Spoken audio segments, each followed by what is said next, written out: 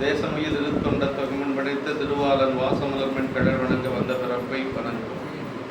தூக்கு சீர் திருத்தொண்ட தொகுவிரி வாக்கினால் சொல்ல வல்ல பிரான் எங்கள் வாக்கிய பயனாம் பதிகுன்றைவால் செக்கிடாரடி சென்னி இருத்துவோம். எல்லாம் வல்ல பெருமான் அர்ந்தரும் பன்னார் மொழி அமரனும் திருநாவுடையாருடைய திருவடியை வணங்கி அர்ந்தரும் பெருங்கருணை நாயகுடனவர் அவனாசி அப்பருடைய திருவடி தாமரைகளை மனமொழிமைகளாலை வணங்கி எம்பெருமக்கள் நாயன்மாருடைய பொன்னார் திருவடி தாமரைகளை மனம் மொழி மைகளாலை வணங்கி உடையாசிரியர் சிவகவுனியாருடைய திருவடிகளை நில நினைந்து அடியருடைய ஞானஸ்ரீ பெருந்துரையாருடைய திருவடி தாமரைகள் எல்லாம் மனமொழி மைகளாலை வணங்கி எழுந்தடி இருக்கக்கூடிய அடியார் பெருமக்களுடைய திருவடிகளை எல்லாம் வணங்கி அமைகின்றேன். அன்பார்ந்த சுனை செல்வர்களே, சென்ற வகுப்பிலே கர்த்தாட்கொண்ட புராணத்தில் நம்பிகள் திருவாரூர் வந்து அணைந்து திருவாரூரிலே பெருமானை வழிபாடு செய்கின்ற பொழுது அங்கு இறைவன் அவருக்கு அருள் செய்யும் பொருட்டாக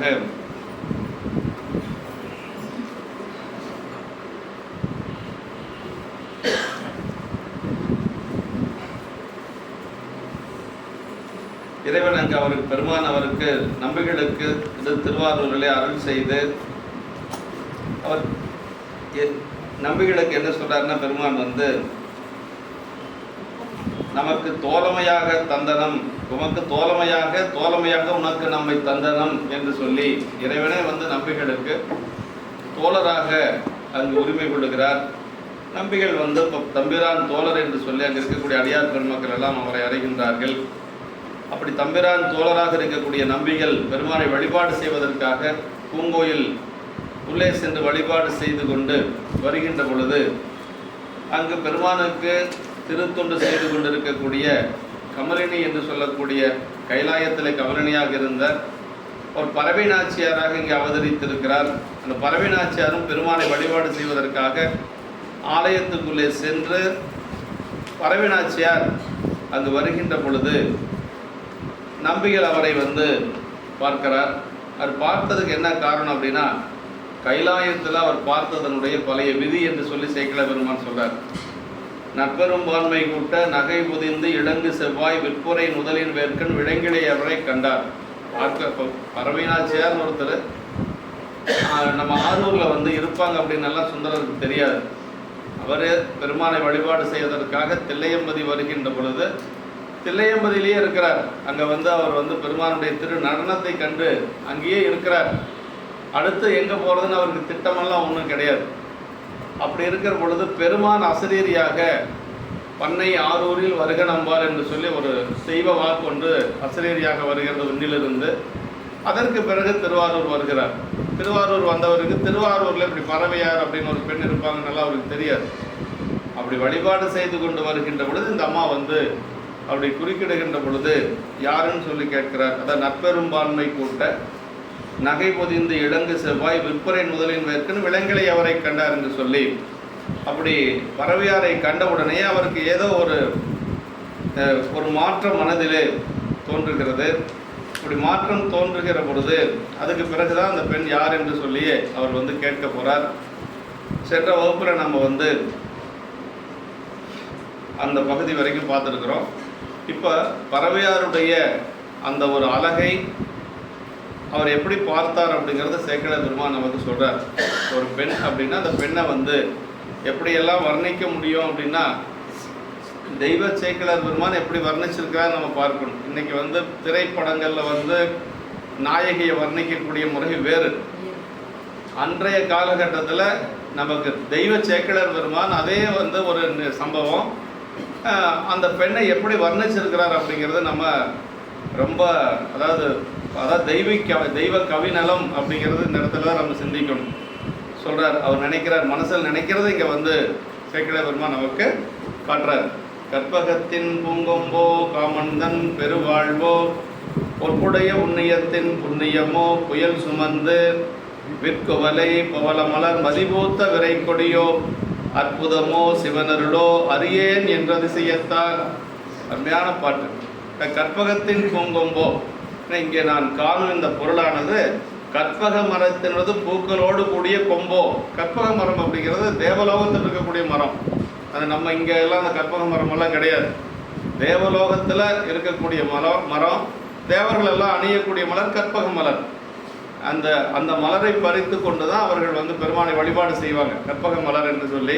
அப்படி அந்த கற்பக மரத்தினுடைய ஒரு பூக்கள் பூத்திருக்கக்கூடிய ஒரு கொம்பாக இருக்குமோ என்று சொல்லி முதல்ல நினைக்கிறார்.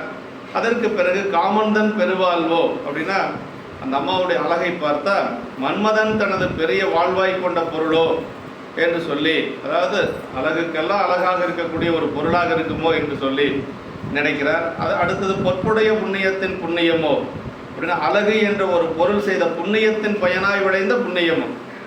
அழகுன்னா அழகு என்று சொல்லக்கூடிய ஒரு பொருளானது நிறைய புண்ணியம் செஞ்சதுனால வந்து அழகா இருக்குமோ என்று சொல்லி, அப்போ அந்த அழகை வந்து அப்படி சொல்றார், பொற்புடைய புண்ணியத்தின் புண்ணியமோ.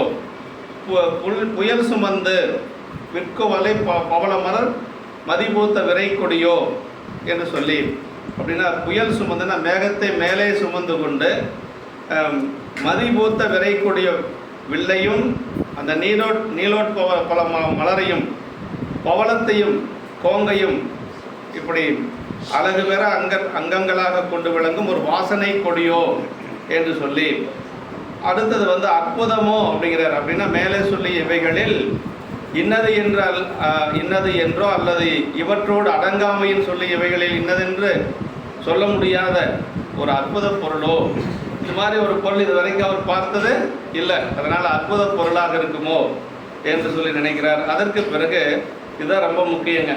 இப்படி காதல் உணர்ச்சியோடு பார்த்தாலும் கூட கடைசி என்ன நினைக்கிறான்னா சிவனருளோ அப்படின்னு நினைக்கிறார். அதுதான் அவங்க சாதாரண உலகியல் இருக்கக்கூடியவங்களுக்கும் இறைவனுடைய திருவருள் வயப்பட்டவர்களுக்கு இருக்கக்கூடிய ஒரு வேறுபாடு.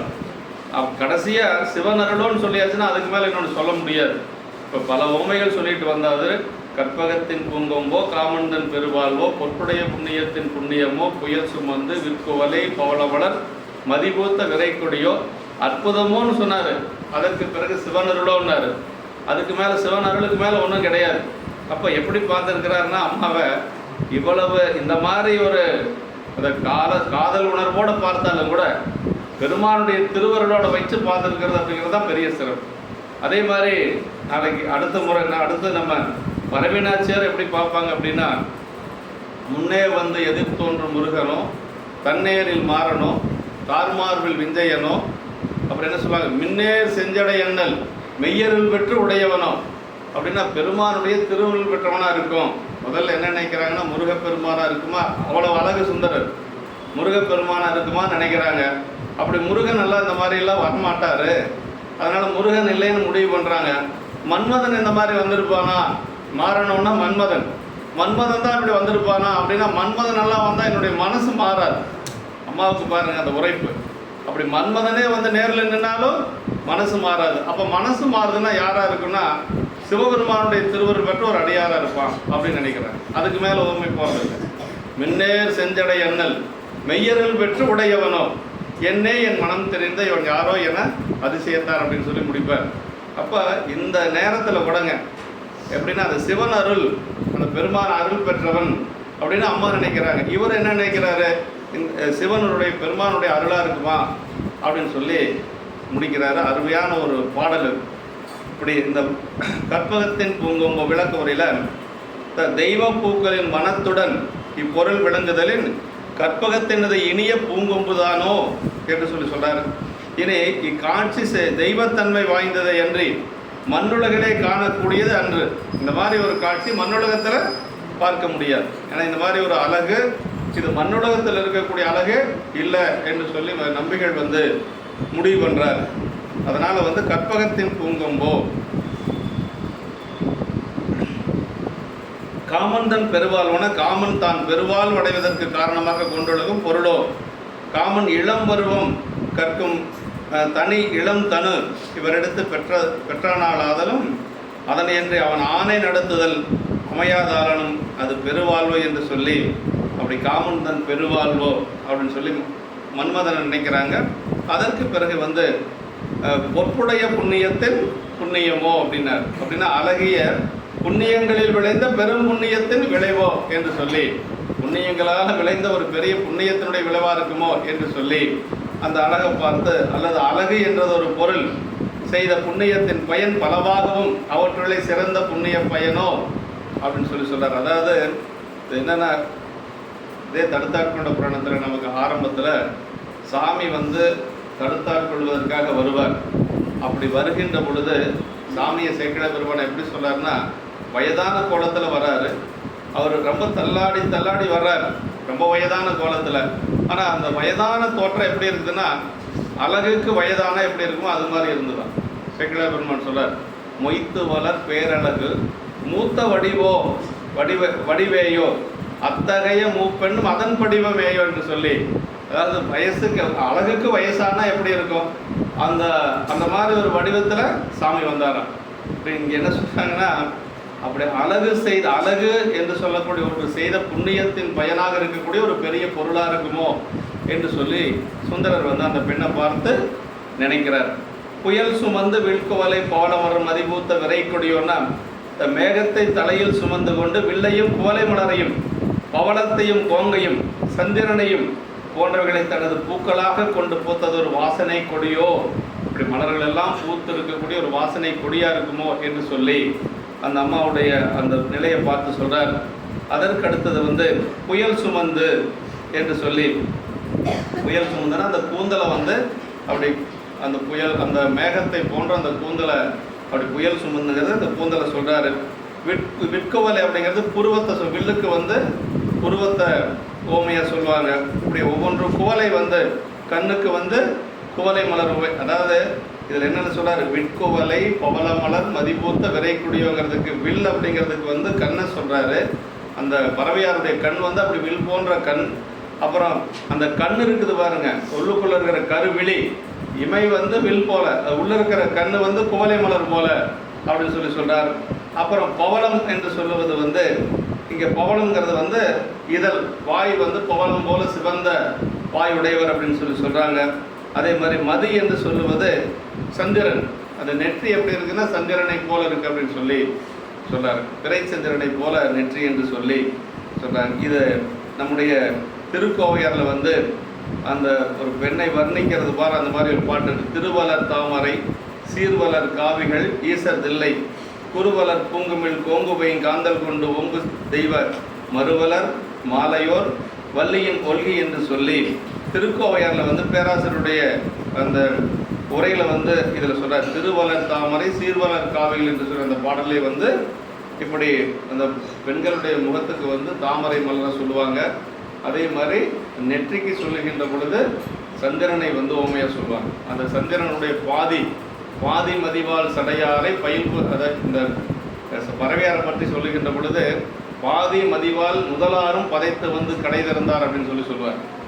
அந்த சாமி தூது செல்லுகின்ற பொழுது அம்மா வந்து நடைய திறக்கிற பொழுது அப்போ எப்படி அந்த பாடல் வரும்னா, பாதி மதிவால் சடையாரை பயில் பூசணையின் பணிபுரிவார் பாதி இரவில் இங்கு அடைந்தது என்னே என்று பயம் எய்தி பாதி உருவில் பாதி உமையால் திருவுருவில் பரமராவது அறியாது பாதி மதிவால் முதலாரும் பதைத்து வந்து கடை திறந்தார் அப்படின்னு. அந்த அது 4 வரையும் பாதி பாதி பாதின்னு எதுகையும் போய் அப்படி அமைஞ்சிருக்கு. அதில் அந்த கடைசியாக வருகின்ற பொழுது பாதி மதிவால் முதல்னா அந்த நெற்றி இல்லைங்களா, அது எப்படி இருக்குதுன்னா சந்திரனுடைய பாதி எப்படி இருக்கும் அது மாதிரி பறவையாருடைய நெற்றி இருந்தது அப்படின்னு சொல்லி சொல்றாரு. அதே ஓமை இங்கேயும் சொல்றார். மதிபூத்த அந்த இது சொல்றார், மதி என்று சொல்ல அந்த பிறை சந்திரனுக்கு வந்து சொல்றார். இப்படி விரை கொடி அப்படின்னா மேலே கண்ட அங்கங்களாகிய பொருள்கள் உருவ காட்சிய கண்ணுக்கு புலன் ஆனவை அன்று இக்கொடி வாசனையும் தந்தது என்பார். விரை கொடியோ என்று சொல்லி, விரை கொடினா வாசனை மிகுந்த மலருடைய கொடி என்று சொல்லி, விரைனா வாசனை அப்படின்னு சொல்லி சொல்லுவாங்க. இப்படி மனமில்லா பூக்குடிகளை காட்சி அளவில் கண்டு கழிக்கும் மக்களும் உடராதலின் அவ்வாறன்றி அந்த பூத்தருடன் விரையும் தரும் கொடி என்று சொல்லி, அப்படின்னா பூத்த மலர் எல்லாமே வாசனையுடைய மலர்களாக இருக்காது, ஒரு சில மலர் வாசனை இல்லாமையும் இருக்கும். இது எப்படி இருக்குது அப்படின்னா வாசனையுடைய மலர் போல அம்மா இருக்கிறாங்க என்று சொல்லி சொல்கிறார். மலர் மதி என்று கொண்டு அப்படி சொல்கிறார். அடுத்து அற்புதமோன்னா பெருமிதமும் அதை மகிழ்ச்சியும் தருவதோடு உள்ள நிகழ்ச்சி என்று சொல்லி, அற்புதம் என்று சொல்லி, திருவாசகத்தோட அற்புதம் அறியேன் என்று சொல்லி அற்புத பத்தில் பாதபுரடிகள் பாடுறார். அது மாதிரி அடுத்தது வந்து கடைசியாக சிவனருளோ என்று சொல்லி முடிக்கிறார். சிவனருளோன்னா சிவனுக்கு ஆளாய் பின்னர் அவன் அருள் வழியே சென்று வாழ்கின்ற என்னை இவ்வாறு அற்புதப்படுத்துவது அவன் அருளல்லாது பிரிது ஒன்றினாலும் இயலாது. சுந்தரர் நினைக்கிறாரு, என்ன நினைக்கிறாருன்னா, இங்கு வந்து சிவனுக்கு ஆளாய் பெருமானுக்கு அடிமையாக எப்படி இருக்கிறார் சுந்தரர்? அவருடைய அருள் வழியே சென்று வாழ்கின்ற என்னை, அவனுடைய அருளை தவிர வேறு ஒன்றும் என்னை இப்படியெல்லாம் மனசை மாற்ற முடியாது என்று சொல்லி, அதான் சிவன் அருளோ என்று சொல்லி நிறைவு செய்கிறார் இந்த இதை ஓமையம்.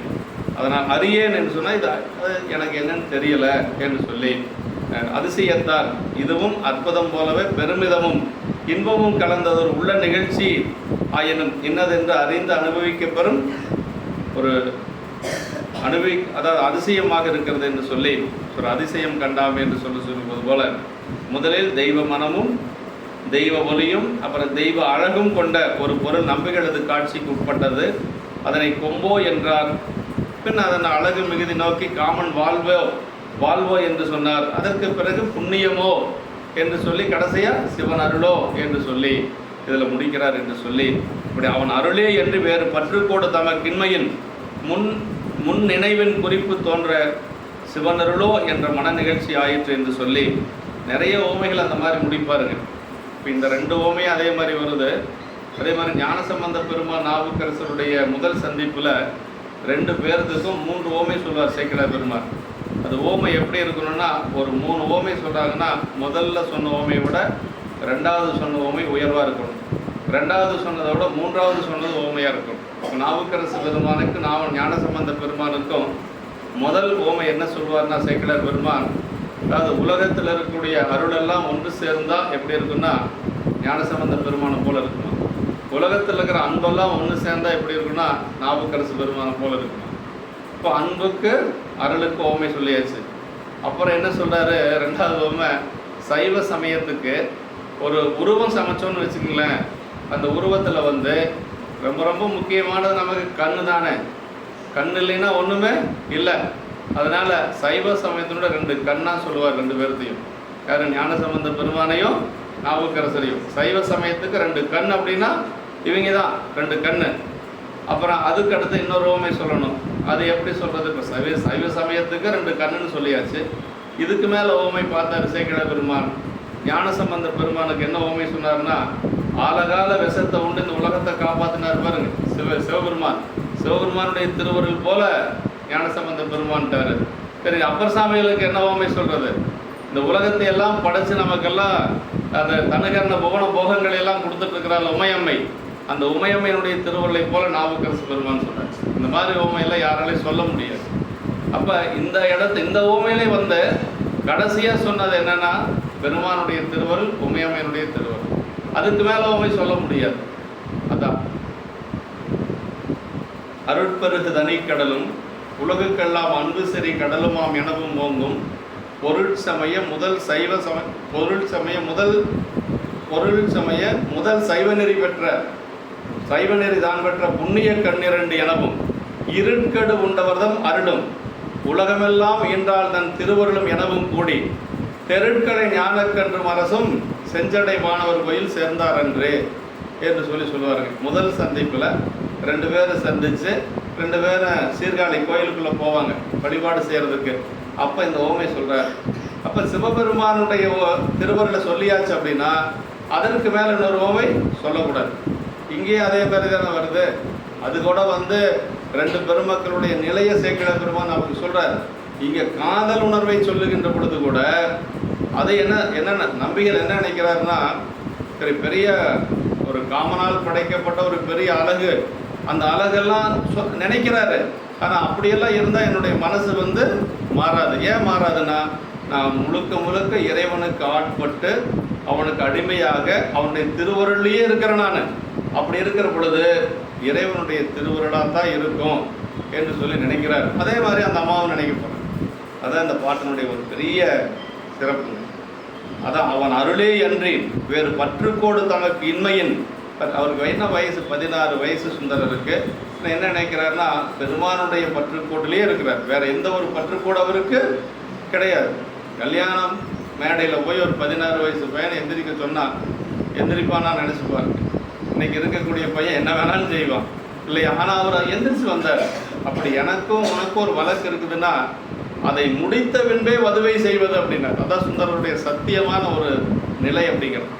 அவர் சின்ன வயசு 16 வயசு ஒரு கல்யாண கோலத்தில் இருக்கிற பையனை போய் நீ எனக்கு அடிமை, நீ எனக்கு இந்த அடிமை செய்யணும், திருமணம் செய்யறதுக்கு உனக்கு தகுதி இல்லை, எனக்கு பணி செய்யறதுக்கு தான் தகுதின்னு ஒருத்தர் சொன்னால் அது நடக்குமானா சுந்தரர் அவ்வளோ சத்தியமானவருங்கிறது அந்த இடத்துல நிரூபித்து காட்டுறார். 16 வயசு தான், ஆனால் சொல்கிறார் அப்படி ஒன்று இருந்ததுன்னு சொன்னால் அந்த வழக்கை முடித்து அதற்கு பிறகே நான் வதுவை செய்வேன் என்று சொல்லி அப்போவே எந்திரிக்கிறார். முதல்ல கொஞ்சம் வாக்குவாதம் பண்ணுறார், ஆனாலும் கூட கடைசியாக அப்படி ஒத்துக்கிறார். அதான் சுந்தரர்கிட்ட இருக்கக்கூடிய ஒரு பெரிய சிறப்பு.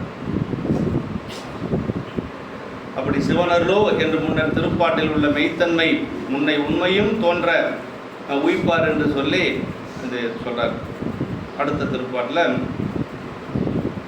ஓவிய நான்முகன் எழுத ஒண்ணாமை உள்ளத்தால் மேவியதன் வருத்த முறை விதித்ததொரு மணி விளக்கோ மூவுலகின் பயனாகி முன் நின்றதென நினைந்து நாவலர் காவலர் நின்றார் நடு நின்றார் படைமதனார். 2 பேர்த்துக்குள்ள மன்மதன் நின்றானா. இந்த இடத்துல கொஞ்சம் உலகையில் இது சொல்வார். இப்போ சுந்தரருக்கு அந்த மனசு அப்படி வந்ததுனால இப்போ அந்த நினைவில் அந்த அம்மாவை பார்த்ததுனால ஒரு மனசுடைய ஒரு மாற்றம். இப்போ நடு நின்றார் படைமதனார்னா மன்மதன் இப்போ நடுவில் நின்றுருக்கார் அப்படின்னு சொன்னார். ஓவியம் நான்முகன் எழுத ஒண்ணாமை அப்படின்னா பிரம்மதேவன் இவ்வகையான ஒரு சித்திர படத்தை எழுத முடியாமையினாலே பொருந்திய தனது வருத்தம் நிறைவு கொள்ளுமாறு உள்ளத்தால் படைத்ததொரு அழகிய விளக்கமோ. அது பிரம்மன் இதுவரைக்கும் அவன் இந்த மாதிரி ஒரு சித்திரத்தை படைக்க முடியல. அப்படி பிரம்மன் படைக்க முடியாத இதை உள்ளத்தில் அவன் எழுதி வச்சிருந்தானா அந்த மாதிரி ஒரு ஓவியமாக இருக்குமா என்று சொல்லி சேக்கிழ பெருமான் சொல்றார். பிரம்மன் உலகத்தில் இருக்கிற அழகையெல்லாம் ஒன்று சேர்த்து ஒரு பெண்ணை படைச்சான். அந்த பெண்ணுடைய பேர் திலோத்தமைன்னு பேருங்க. உலகத்தில் இருக்கிற எல்லா அழகையும் ஒன்று சேர்த்து படைத்த பெண்ணு பேர் திலோத்தமை. அந்த திலோத்தமையை படைச்சிட்டு கடைசியாக பார்த்தா அந்த பெண்ணுடைய அழகில் அவனே மயங்கினான். அவனே மயங்கி என்ன பண்ணான்னா இந்த பெண்ணை நானே அடைவேன் என்று சொல்லி அந்த பெண்ணை அடையிறதுக்கு முற்பட்டான். அப்படி அடைய முற்படுகின்ற பொழுது அந்த பெண் அவங்ககிட்ட இருந்து தப்பிச்சு ஓடுகின்ற பொழுது 4 பக்கம் 4 முகம், அவனுக்கு 4 முகம் தானே, 4 பக்கமும் தேடினானா அந்த பெண் எங்கேன்னு சொல்லி. அந்த பெண்ணை கண்டுபிடிக்க முடியல அவன். இது எங்கே சொல்கிறார் அப்படின்னா ஞானசம்பந்த பெருமானுடைய சரீரத்தில் சொல்கிறாரு. பூம்பாவை உயிர்ப்பித்த பொழுது பூம்பாவை 60 இண்டிய பூம்பாவையை மட்டிட்ட புண்ணையங்கானல் மடமையிலே அந்த பதிகம் சொல்லி பாடி அந்த பெண் அதில் மந்திரம் என்னென்னா அந்த பதிகத்தில் போதியோ பூம்பாவான்னு சொல்கிறார் பாருங்க. அந்த போதியோ என்னும் அன்னமை திருவாக்கு என்னும் அமுதம், அந்த அந்த அன்னமை அந்த போதியோங்கிறது தான் அந்த குடத்துக்குள் இருக்கக்கூடிய சாம்பலை பெண்ணாக மாற்றியதுன்னு சேக்கிழ பெருமான் சொல்கிறார். அப்படி அந்த பதிகம் பாடி அந்த பெண் உயிர் பெற்று வருகின்ற பொழுது அது எப்படி இருக்குது அப்படின்னா 1000 லட்சுமி சேர்ந்தால் கூட அந்த பெண்ணினுடைய அழகுக்கு முன்னாடி நிற்க முடியாது. அந்த மாதிரி ஒரு அழகு. அவர் சிவநேசனார் ஞானசம்பந்த பெருமானுக்காக வளர்த்த பெண். ஞானசம்பந்த பெருமானுக்காகவே அந்த பெண்ணை வளர்க்கிறார். அந்த காலத்திலே பெரிய கோடீஸ்வரரார் சிவநேசனார். அப்போ இந்த பெண்ணை ஏற்றுக்கொள்ளுங்க அப்படின்னு சொல்லுகின்ற பொழுது அவர் சொன்னாராம், உங்களுடைய பூம்பாவை இறந்து போச்சு, இந்த பெண் எனக்கு முறை வேறு. அப்படின்னு என்ன, என்னுடைய இப்போ பதிகம் பாடி திருவருளால் வந்ததுனால அந்த பெண் எனக்கு இப்போ மகள் முறை அப்படின்னாராம். அப்போ ஞானசம்பந்த பெருமானுக்கு வயசு 16 வயசு. ஞானசம்பந்த பெருமான் அந்த குழந்தையை பார்த்து அந்த பொண்ணை பார்த்து பூம்பாவைக்கு இப்போ 13 வயசு. பூம்பாவையை பார்த்து எனக்கு மகள் அப்படின்னாராம். ஆனால் இந்த நான்முகனுக்கு என்ன வயசுன்னா சொல்கிறார் சேக்கிழ பெருமான அந்த இடத்துல எண்ணில்லாண்டு எய்தும் வேதா. எண்ணில்லாண்டுன்னா அவனுக்கு இத்தனை வயசுன்னு யாருனாலையும் சொல்லவே முடியாது. ரொம்ப கிழவன் இல்லைங்களா, பல யுகங்கள் இல்லையா. எண்ணில்லாண்டு எய்தும் வேதா தான் படைத்தவள் எழிலின் வண்ணம் நன்னும் நான்முகத்தால் கண்டான்னார். ஒரு அழகான ஒரு பெண்ணை படைச்சு அந்த பெண்ணை தானே அடையணும்னு சொல்லி 4 திசையிலே 4 முகத்தால் தேடுனானா. அப்புறம் சொல்றாரு, புண்ணிய 16 ஆண்டு பேர் வரும் புகழி வேந்தர் கண்ணுதர் கருணை வெள்ளம் 1000 முகங்களால் கண்டார் அப்படின்னார். ஞானசம்பந்த பெருமானுக்கு 16 வயசு. ஆனால் அந்த அந்த அந்த அந்த அந்த திலோத்தமையோட பல மடங்கு அழகா இருக்கக்கூடிய அந்த பெண்ணை எப்படி பார்த்தாருன்னா 1000 கண்களால் பார்த்தாராம். எப்படி கருணையோடு பார்த்தார். இதுதான் அந்த தேவர்களுக்கு நம்முடைய அடியார்களுக்கு இருக்கக்கூடிய வேறுபாடு. அப்போ ஞானசம்பந்த பெருமான் சுந்தரர் இவங்கெல்லாம் எதை நம்பி இருந்தாங்க அப்படின்னா பெருமானுடைய திருவருள் ஒன்றைத்தான் உயர்வாக கருதுகிறார், வேற ஒன்றும் கிடையாது. அவங்களுக்கு எந்த சூழ்நிலையிலையும் இறைவனுடைய திருவருளுக்கு மேலே அவங்க போக மாட்டாங்க. இந்த இயற்கை, அது உலகியல்ல ஒரு சிலதெல்லாம் வர்றது இயற்கை. சுந்தரர் பார்த்த பெண்களை எல்லாம் அப்படி விரும்பலை. இந்த 2 பெண்களை பார்த்த உடனே அவர் மனசு மாறுது. அதுக்கு என்ன காரணம்? பழைய விதி, வேற ஒன்றும் கிடையாது. கோட்புலி நாயனாருடைய இதுக்கு எதுக்காக நம்ம சொல்கிறோம்னா, அவங்க எல்லாம் எப்படி வாழ்ந்து இருக்கிறாங்க அப்படிங்கிறத நம்ம சிந்திச்சு பார்க்கணும். கோட்புலி நாயனார் அவருக்கு 2 பெண்கள், சிங்கடி வனப்பகை என்று சொல்லி 2 பெண் குழந்தை. அவர் இவரையே குருநாதராக வச்சிருக்கிறார். அது சுந்தரரையே குருநாதராக வச்சு எப்படியாவது என்னைக்காவது ஒரு நாளைக்கு நம்ம வீட்டுக்கு நாட்டியத்தான்குடி, அந்த ஊர் பேர் திருவாரூர்லேருந்து ஒரு 20 கிலோமீட்டர் நாட்டியத்தான்குடி, அடியனெல்லாம் அங்கே போயிருக்கிறேன். அந்த எப்படியாவது ஒரு நாளைக்கு சுந்தரர் நம்ம வீட்டுக்கு வரமாட்டார்னு அவர் ஏங்கிட்டு இருக்கிற பொழுது சுந்தரரே போகிறார். அப்படி செல்லுகின்ற பொழுது அவருக்கு பாத பூஜையெல்லாம் செஞ்சு அவரை உபசரிக்கிறாங்க. உபசரித்து அவருக்கு அப்படி அமர்ந்து கொண்டு இருக்கிற பொழுது அந்த 2 பெண்களை அழைத்து கொண்டு கோட்புலியார் சொல்கிறாரு, இந்த 2 பெண்களையும் நீங்கள் அடிமைகளாக ஏற்றுக்கொள்ளுங்கள் அப்படிங்கிறாங்க. அடிமைகள் அப்படின்னா, அடிமைனா எப்படி வேணாலும் அவங்க பயன்படுத்திக்கலாம் இல்லையா? ஆனால் அவர் என்ன சொன்னார்னா, சுந்தரர் இந்த 2 பெண்கள் எனக்கு மகள் மாதிரி என்று சொல்லி, மகள் அப்படிங்கிறத அந்த ஸ்தானத்தை எப்படி கொடுத்தாருன்னா, தன்னுடைய தொடை மேலே அமரச் செய்து அந்த பெண்களை உச்சி முகந்தார் என்று சொல்லி சேக்கிழ பெருமான் சொல்வார். அப்படின்னா பார்க்கிற பெண்களை எல்லாத்தையும் அவர் அப்படி அவங்க நினைக்கல. பறவையார் சங்கிலியாரை தவிர வேறு எந்த ஒரு பெண்ணையும் அவர் அந்த மாதிரி பார்க்கல. அதுதான் பெரிய சிறப்பு. அதனால் இங்கே இந்த ஓவியன் நான்முகன் எழுத ஒன்னா என்று சொல்றார். பிரம்மதேவன் ஒரு சித்திரப்படத்தை எழுத முடியாமையினாலே தனது வருத்தம் நிறைவு கொள்ளுமாறு உள்ளத்தால் படைத்து அந்த ஒரு அழகை இப்போ வெளியில், அப்படின்னா அந்த அளவுக்கு அதான் சொல்றார். கும்பரும் சேர்வரியார் பின்னாடி சொல்லுவாங்க, பறவை இந்த பெண் யாருன்னு சொல்லி நீ கேட்பார் சுந்தரர். அப்போ அந்த இருந்த அடியாரெல்லாம் சொல்லுவாங்க, அவங்க பேர் பறவை, கும்பர்தரத்தாருக்கும் சேர்வதறியார், தேவர்கள் கூட நெருங்க முடியாத அளவுக்கு பெருமையுடையவர் என்று சொல்லி சொல்லுவாங்க. அந்த அளவுக்கு சொல்றார். அப்படி மேல் கீழ் நடு என்னும் உலகங்களாலும் பெரும் பயனேயாய் என் முன் இங்கே நின்றது என்று சொல்லி அப்புறம் என்ன சொல்றாருன்னா, அது தொழுது செல்வாராகிய நாவலர் பெருமான் மேற் செல்கின்ற அதை நிறுத்திவிட்டு நின்றனர். நடு நின்றார் படைமதனார், அப்படின்னா படையேந்திய மன்மதன் இவ்வாறு கண்டு ஐயமுற்ற நம்பிகளுக்கு அவரால் காணப்பட்ட நங்கைக்கும் நடுவே மன்மதன் நின்றான் என்று சொல்லி சொல்லார். இப்போ அப்படி போயிட்டு இருந்தவர் அந்த பெண்ணை பார்த்த உடனே கொஞ்சம் நிற்கிறாரு, யாராக இருக்கும். ஏன்னா எத்தனையோ பெண்களை பார்த்துருப்பார், ஆனால் இந்த பெண்ணை பார்த்தது மட்டும் அவட கொஞ்சம் மனசு மாறும். அதுக்கு காரணம் அந்த பழைய விதி அப்படிங்கிறது தான். ஓவியன் நான்முகன் ஒண்ணாமை அப்படின்னார். அப்படின்னா நான்முகன் ஓவியம் எழுத ஒண்ணாமையால், அப்படின்னா எழுத முடியாததுனால இந்த மாதிரி ஒரு பெண்ணுடைய உருவத்தை இதுவரைக்கும் அவன் படைத்ததே இல்லை. அதான் சொல்றார். ஞானசம்பந்த பெருமானுடைய கைகளை பற்றி சொல்லுகின்ற பொழுது சேக்கிழ பெருமான் சொல்வார், அந்த முதல் சந்திப்பில் நாவுக்கரசு பெருமான் போய் வணங்குவார். நாவுக்கரசு பெருமான் வணங்குகின்ற பொழுது ஞானசம்பந்த பெருமான் என்ன பண்ணுறாருன்னா, அந்த கையை அப்படியே பற்றி எடுப்பார். அப்போ சொல்கிறார் சேக்கிழ பெருமான், என்ன சொல்வார்னா, அதாவது அந்த அடி வணங்குகின்ற பொழுது அவர் நல்லா நேற்று தான் அந்த இது நிகழ்வு நாம் குமரபாளையத்தில் சிந்திச்ச முதல் சந்திப்பு.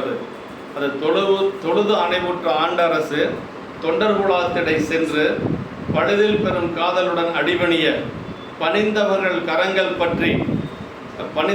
கரங்கள் பற்றி எழுதறிய மலர்கரத்தால் எடுத்தெறிஞ்சி விடையின் மேல் வருவாதமை அழுது அழைத்து கொண்டவர் தான் அப்பாரே என்ன அவரும் அடியேன் என்றார் அப்படின்றார். அந்த இடம் தான் அருமையான இடங்க. தொழுது அணைவுற்ற அப்படியே வணங்கி கொண்டே வராரு.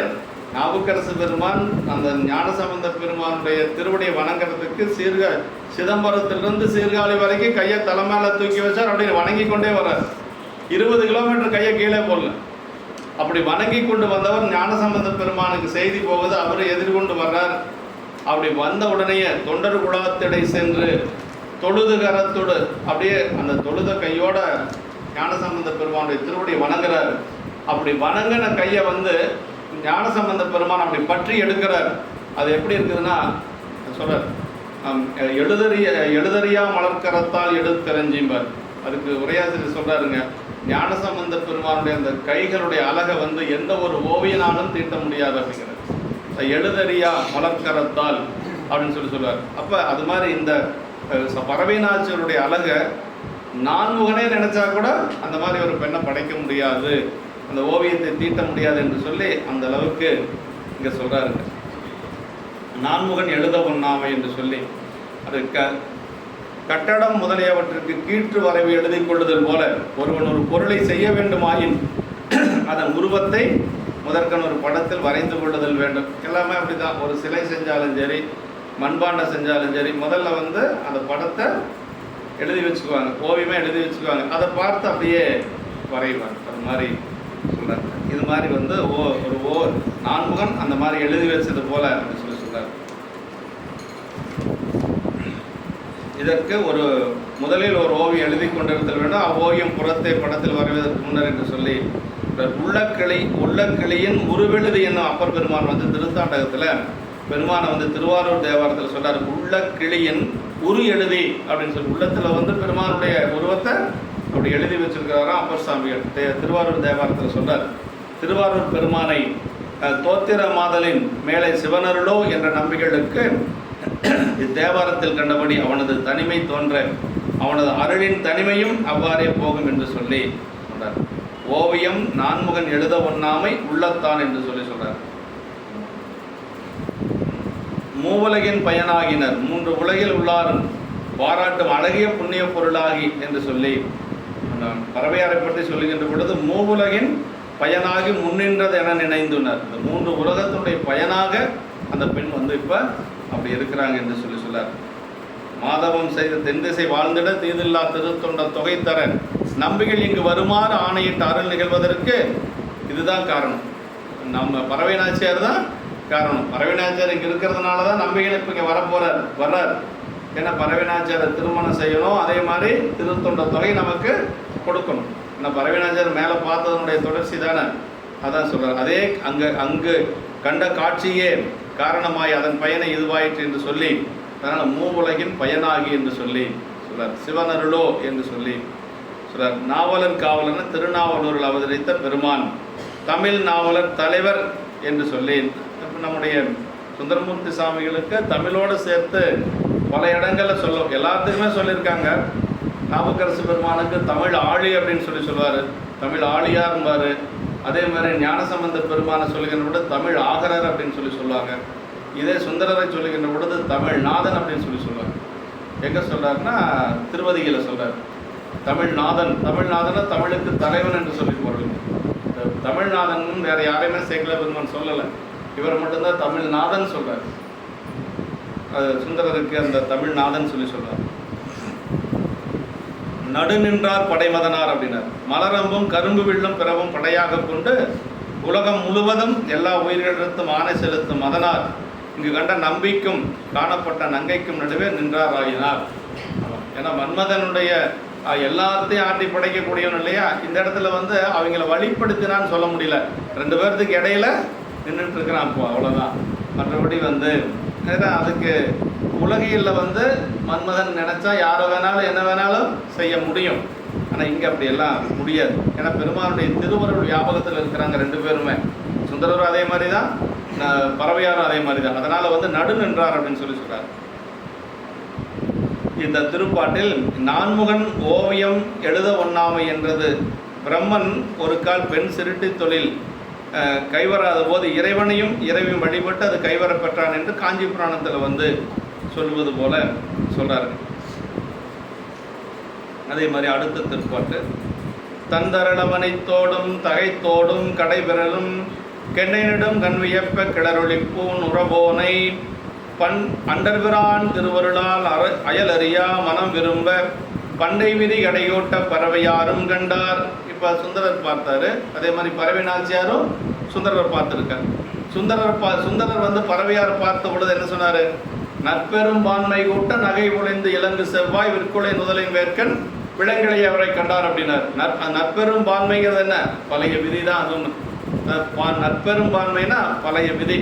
நமக்கு பழைய என்ன விதி செஞ்ச என்ன விதியோ தெரியல, இப்படியெல்லாம் நடக்குதுன்னு சொல்லி சொல்கிறோம் இல்லையா? எல்லாத்துக்குமே விதி அப்படிங்கிறது இருக்கு. இப்போ பறவை நாச்சியாருக்கு அதே மாதிரி பறவை நாச்சியார் சுந்தரர் பார்க்குறாங்க. அதுக்கு என்ன காரணம்னு சொல்றாரு பாருங்க. அதான் அண்டர்பிரான் திருவருளால், அந்த அம்மாவை பற்றி சொல்றாரு பாருங்க. அண்டர்பிரான் திருவருளால் அயலறியா மனம் விரும்ப. அதாவது பறவை நாச்சியாருக்கு திருவாரூரில் இருக்கிற ஒரே சொந்தம் யாருன்னா ஆரூர் பெருமான் மட்டும்தான். அந்த அம்மாவுக்கு அப்பா கிடையாது, அம்மா கிடையாது. அப்படியெல்லாம் இருக்கிற மாதிரி புராணத்தில் இல்லை. அப்போ ஒரே ஒரு பற்று அப்படின்னா பெருமானுடைய பற்று மட்டும்தாங்க. இந்த அண்டர்பிரான் திருவருளால் அயலறியா மனம்னு வேற ஒன்றும் தெரியாது அந்த அம்மாவுக்கு. இங்கே இருக்கக்கூடிய தியாகேச பெருமானை தெரியும், வேற யாரையும் தெரியாது. அப்படி இருக்கக்கூடிய அம்மாவுக்கு பண்டை விதி கடை கூட்ட, அது விதியின் காரணமாக சுந்தரரை மட்டும் அப்படி பார்த்துடுறாங்க. இது வரைக்கும் யாரை பார்த்து அவங்க மனசு சலனம் ஆகலை. இப்போ சுந்தரரை பார்த்துட்டாங்க. அதான் சொன்னார், தந்தரள மணித்தோடும் தகைத்தோடும் கடைவிரலும், ஏன்னா குளிர்ந்த முத்தும் மணிகளும் இழைத்த தோடுகளையும் தாண்டி போடும் தன்மை வாய்ந்த கடைவிரல்கின்ற கெண்டைமீன் போன்ற வடிவமைந்த கண்கள் வியப்படைய. அம்மாவுடைய கண்கள் எப்படி சொல்ல, கெண்டை மீன், நல்ல நீண்ட கண்கள். அப்படி அந்த கெண்டை மீன் போன்ற கண்கள் வந்து வியப்படையும் ஒரு பொருட்டாக சிலர் கிளறொளி பூன் உறவோனை அப்படின்னா எழுந்து வீசும் ஒளிமணிகள் அணிந்த நம்பிகளை. நம்பிகள் வந்து எப்படி இருக்கிறாருன்னா, அவர் ஏற்கனவே நல்ல அழகு இல்லையா, சுந்தரம்னாவே அழகு.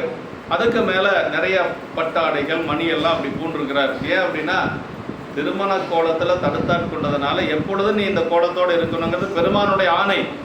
எப்பொழுதும் அன்று வேள்வியில் கொண்ட கோலம் எப்பொழுதும் இருக்கணும் என்று சொல்லி பெருமான் நினைக்கிறார். இப்போ அவர் வந்து அப்படியே அந்த அணிந்திருக்கக்கூடிய அணிகலன் இருக்கக்கூடிய அந்த ஒளி அப்படி ஒளிகள் எல்லாம் வந்து அப்படியே ஒளிமணிகள் இருந்த நம்பிகளை வந்து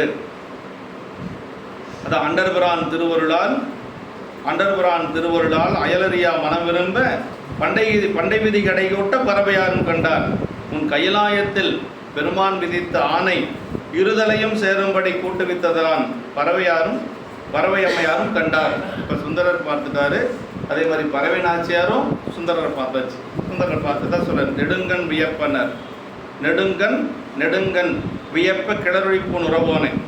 அதை காதளவு ஓடுதலும் பிறழ்தலும் அழகிய பெண்களின் கண்களுக்கு இயல்பு. பெண்களுடைய கண்ணுன்னா அப்படி அங்கே இங்கேயும் அப்படி பிறந்து கொண்டே இருக்கணுமா. அதை வந்து காதளவு பிறழக்கூடிய கண்கள் அப்படின்னு சொல்லி நமக்கு இலக்கியத்தில் சொல்கிறாங்க. மாநிலம் பிழையோ அப்படின்னு சொல்லி வரும். மானுடைய கண்களை வந்து ஓமை சொல்லுவாங்க, கயல் மீன்களுடைய கண்களை ஓமை சொல்லுவாங்க, அதே மாதிரி கெண்டை மீன்களை ஓமை சொல்லுவாங்க, வாளுக்கு ஓமை சொல்லுவாங்க, வால் போன்ற விழிகள் அப்படின்னு சொல்லுவாங்க. வாழ்த்தடங்கன் யார் உமையம்மை சொல்லுகின்ற பொழுது வாழ்த்தடங்கன் அப்படின்னு சொல்லுவாங்க. நீண்ட கண்கள் என்று சொல்லுவாங்க. அப்படி இங்கும் கண்ணையே முதலில் சுட்டியது, கண் அழகின் பெருமை குறித்தது. அவ்வாறு நம்பிகளையும் வியக்க செய்த கண்களே இப்போது தாம் வியப்படைய. நம்பிகள் பார்த்து வியப்படைந்த கண்கள் இப்போ நம்பிகளை பார்த்து இப்போ பறவையார் வியப்படைகிறாங்க. இது நம்பிகளினுடைய அழகினை தெருட்டியபடியாம் என்று சொல்லி சுந்தரரும் அதே மாதிரி அவ்வளோ அழகாக இருக்கிறார். கடைபிரலும் கெண்டை அப்படின்னு சொன்னார். நீர் விளிம்புகளின் மேல் பிறழ்தல் கெண்டை இயல்பு. இதுவரை கட்டுப்பட்டு எல்லையில் கண்ட காட்சிகளின் வரம்பிலிருந்து வெளிப்பட்டு வேறு வகை காட்சி கண்டதை கடைபிரலும் என்று சொல்லி. ஏன்னா இதுவரைக்கும் அந்த மாதிரி பறவை நாச்சியார் எந்த ஒரு காட்சியும் பார்க்கலை, உலகியல் காட்சிகள் எதையும் பார்க்கலை. இப்போ மட்டும்தான் பார்த்துருக்குறாங்க. நெடுங்கண் இங்கு கூறும் கண்டார் என்ற காட்சிக்கு கருவி கண்ணே யாதலின் அதனை நெடுங்கண் என்று சொல்லி நீள் நெடுங்கண் என்று சொல்லி சொல்றார். நீள் நெடுங்கண்ணின்னு கவுந்தப்பாடியில் இருக்கிற அம்பாள் பேருங்க. நீள் நெடுங்கண்ணி விசாலாட்சி அப்படிங்கிறத நம்ம சென்னிப்பையா தான் தமிழ் படுத்தி நீள் நெடுங்கண்ணி. விஸ்வநாதர் அப்படிங்கிறத அண்டமுழுதுடையார் அப்படின்னு சொல்லி பெயர் மாற்றினார். எல்லா சாமிக்குமே தமிழ் பெயர் அவர் சொல்லுவார். இந்த சென்னிப்பையோட போய் இந்த சாமிக்கு வந்து வடமொழி பேர் சொன்னோம்னா அதுக்கு தமிழ் பேர் உடனே சொல்லிடுவார். ஒன்றும் இந்த டிக்ஷனரி எல்லாம் பார்த்து சொல்லணுங்கிற அவசியம், அவரே ஒரு பெரிய டிக்ஷனரி தான். எதை கேட்டாலும் அப்போவே சொல்லுவார். அதுதான் ஐயாட்டு இருக்கக்கூடிய ஒரு பெரிய சிறப்பு. இந்த சாமியினுடைய பேர் வந்து முதல்ல விசாலாட்சி விஸ்வநாதர். தமிழ் முறைப்படி குடமுழுக்கு செய்கிற பொழுது என்ன பண்ணார்னா நீள் நெடுங்கண்ணியுடனவர் அண்டமுழுதுடையார் அப்படின்னு பேர் வச்சார். அது மாதிரி இந்த நீள் நெடுங்கண்ணிங்கிறது இங்கே கூட வருது பாருங்க. நெடுங்கண்ணி அப்படின்னு சொல்லி நெடுங்கண் நீள் நெடுங்கண் என்று சொல்லி சொன்னார். கிளறொழிப்பூன் உறவோனை. உறவோன்னா அறிவுடையவன் அர்த்தங்க. உறவோன்னா அறிவுடையவர். ஏன்னா சுந்தரர் வந்து அது ரொம்ப அறிவுடையவர், பெரிய ஜீனியஸ் அவர், நம்ம நிறைய படித்தவர். உறழ்ந்த கல்வியுடையான ஒருவன் வேண்டுமென இருந்து சிவபிரகாஷ் சுவாமிகள் நால்வர் நான்மணி மாலையில் சொல்றார், அறிந்து செல்வமுடையானாம் அழகைப்பதியை தோழமை கொண்டு உறழ்ந்த கல்வியுடையான ஒருவன் வேண்டுமென இருந்து துறந்த முனிவர் தொழும் பறவை துணைவான் என்னை தோழமை கொண்டான். எப்படிப்பட்ட சிறந்த அறிவு உடைவாய்த்துகளும் நுதல்கண் பெருமான் அப்படின்னா, சிவபெருமானுக்கு ஏற்கனவே நல்ல செல்வத்தில் இருக்கக்கூடிய குபேரன் தோழனா இருக்கிறான். அழகாபுரியில் குபேரன் வந்து சிவபெருமானுடைய தோழர். சரி, நல்ல மெத்த படித்த ஒரு அறிவாளி தோழனா வேணும்னு சாமி நினைச்சாராம். அதுக்காக சாமி காத்துட்டு இருந்தாராம். சுந்தரர் வந்த உடனே பிடிச்சிட்டாராம். அதான் அங்கே சிவபிரகாஷ் சாமிகள் சொல்றார், கற்பனை களஞ்சியம்.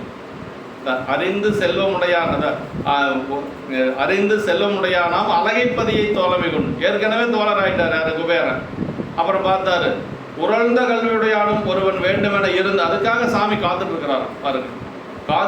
இருந்து அப்படின்னா சுந்தரருடைய வருகைக்காக சிவபெருமானே காத்துட்டு இருந்திருக்கார். அதுதான் பெரிய சிறப்பு. உறழ்ந்த கல்வியுடையானும் ஒருவன் வேண்டுமென இருந்து துறந்த முனிவர்களும் பறவை துணைவா இடை தோழமை கொண்ட. எப்படிப்பட்டவர் தெரியுமா? துறந்த முனிவர்கள் எல்லாம் தொழக்கூடிய பெருமையுடையவர் சுந்தரர். திருமலை சிறப்பில் நாம பார்த்தோம் இல்லையா, கோமண்ய முனிவர் எவ்வளவு பெரிய முனிவர், எல்லாம் துறந்தவர், பெருமானை தவிர யாரையும் வணங்காத ஒரு சிறப்புடையவர். அவரே எழுந்து நின்று வணங்குறார் அப்படின்னா, அதான் சொல்றாங்க இல்லைங்களா, சம்புவின் அடித்தாமரை போதலால் எம்பிரான் இறைஞ்சாய் அப்படின்னு சொல்லி மாணவர்கள்லாம் கேட்கிறாங்க. அதுக்கு அவர் என்ன சொன்னாருங்க, தம்பிரானை தல் உள்ளம் தலையவன் நம்பி யாருவரன் நாம் தரும் தன்மையன் அப்படின்னார். அதாவது ஒரு 2 கல்யாணம் பண்ணி அந்த 2 பெண்களோடு இல்லற நடத்தி மேலே போயிட்டு இருக்கிறார் சுந்தரர். அவர் யார் வணங்குறாங்க? ஒளி வடிவத்தில் இருக்கிறார். இப்போ அவர் யார் வணங்கினாங்க? எல்லாம் துறந்த முனிவர் வணங்குறார். அதான் பெரிய புராணம். நமக்கு பெரிய புராணம் அப்படிங்கிறது இல்லறத்தில் இருந்தபடியே நம்ம வந்து செய்யக்கூடிய அறங்கள் தான் பெரிய புராணம். அதுக்காக வீட்டையெல்லாம் விட்டு போட்டு எங்கேயும் ஓடணுங்கிற அவசியமே இல்லை. அதுதான் சுந்தரரை வச்சு நமக்கு அந்த பாடத்தை சொல்கிறார் சேக்கிழ பெருமான். அதுதான் சிவபிரகாஷ் சாமிகள். அதை உறவோன் அப்படின்னா ரொம்ப அறிவுடையவன் அர்த்தம். உறழ்ந்த கல்வியுடையான ஒருவன் வேண்டுமென இருந்து அப்படின்னு சொல்லி சொன்னார். அவருக்காக சாமி காத்துட்டு இருக்கிறார். இருந்து அப்படின்னா என்னன்னா, சுந்தரருக்காக அத்தனை வருஷம் சாமி காத்துட்டு இருந்தாங்க. இந்த மண்ணுலகத்தில் ஒரு நல்ல அறிவுடையவன் அவருக்கு பாருங்க, அது வரைக்கும் ஆளே கிடைக்கல. அதனால தான் சுந்தரரை வச்சு திருத்தொண்ட தொகை பாட வச்சார். அப்படி கிளறொளி பூன் உறவோனை அப்படின்னார். உறவோன்னா அறிவுடையவன் அர்த்தம்.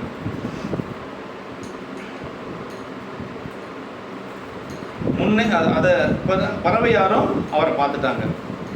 அறிவின் வலியராயனும் பறவையார் திறந்து மெலிந்தமை சிவனல் பிரேரணையாம் என்று சொல்லி, சில உரம்னா அறிவு என்று சொல்லி, பரிமேலழகர் வந்து உரத்தின் வலம் பெருக்கி என்று சொல்லி, பரிமேலழகரும் வந்து உரன் எனும் தோட்டியான் அப்படிங்கிற திருக்குறளுக்கு உரன் அப்படின்னா அறிவுடையான், அறிவு அப்படின்னு சொல்லி பொருள் சொல்லியிருக்காரு. ஐயா மேற்கோள் காட்டியிருக்காரு. உரனும் தோட்டியான் ஓரைந்தும் உடையான், நல்ல அந்த பாட்டு. அதுக்கு வந்து பரிமேலழகர் உரையில உரம் அப்படின்னா அறிவு என்று சொல்லி கொடுத்திருக்காரு.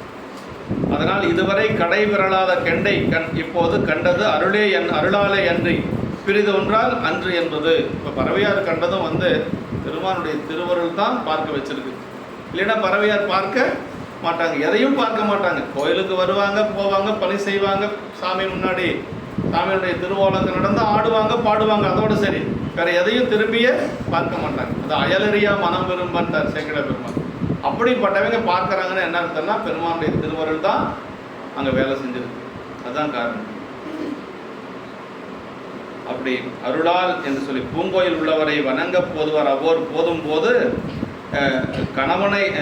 கண்ணவனை அல்லாது காணா என்று சொல்லி கங்குள் பகழியங்கள் மற்றொன்றும் காணற்க இங்கு இப்பரிசை எமக்கெங்கோ நல்குதியல் அப்படின்னா அந்த திருவம்பாயில் வருது பாருங்க, உன்கையில் பிள்ளை உனக்கே அடைக்கலாம். அந்த பாட்டில் கங்குள் பகழியங்கள் மற்றொன்றும் காணற்க, பெருமானை தவிர யாரையும் பார்க்க மாட்டாங்க.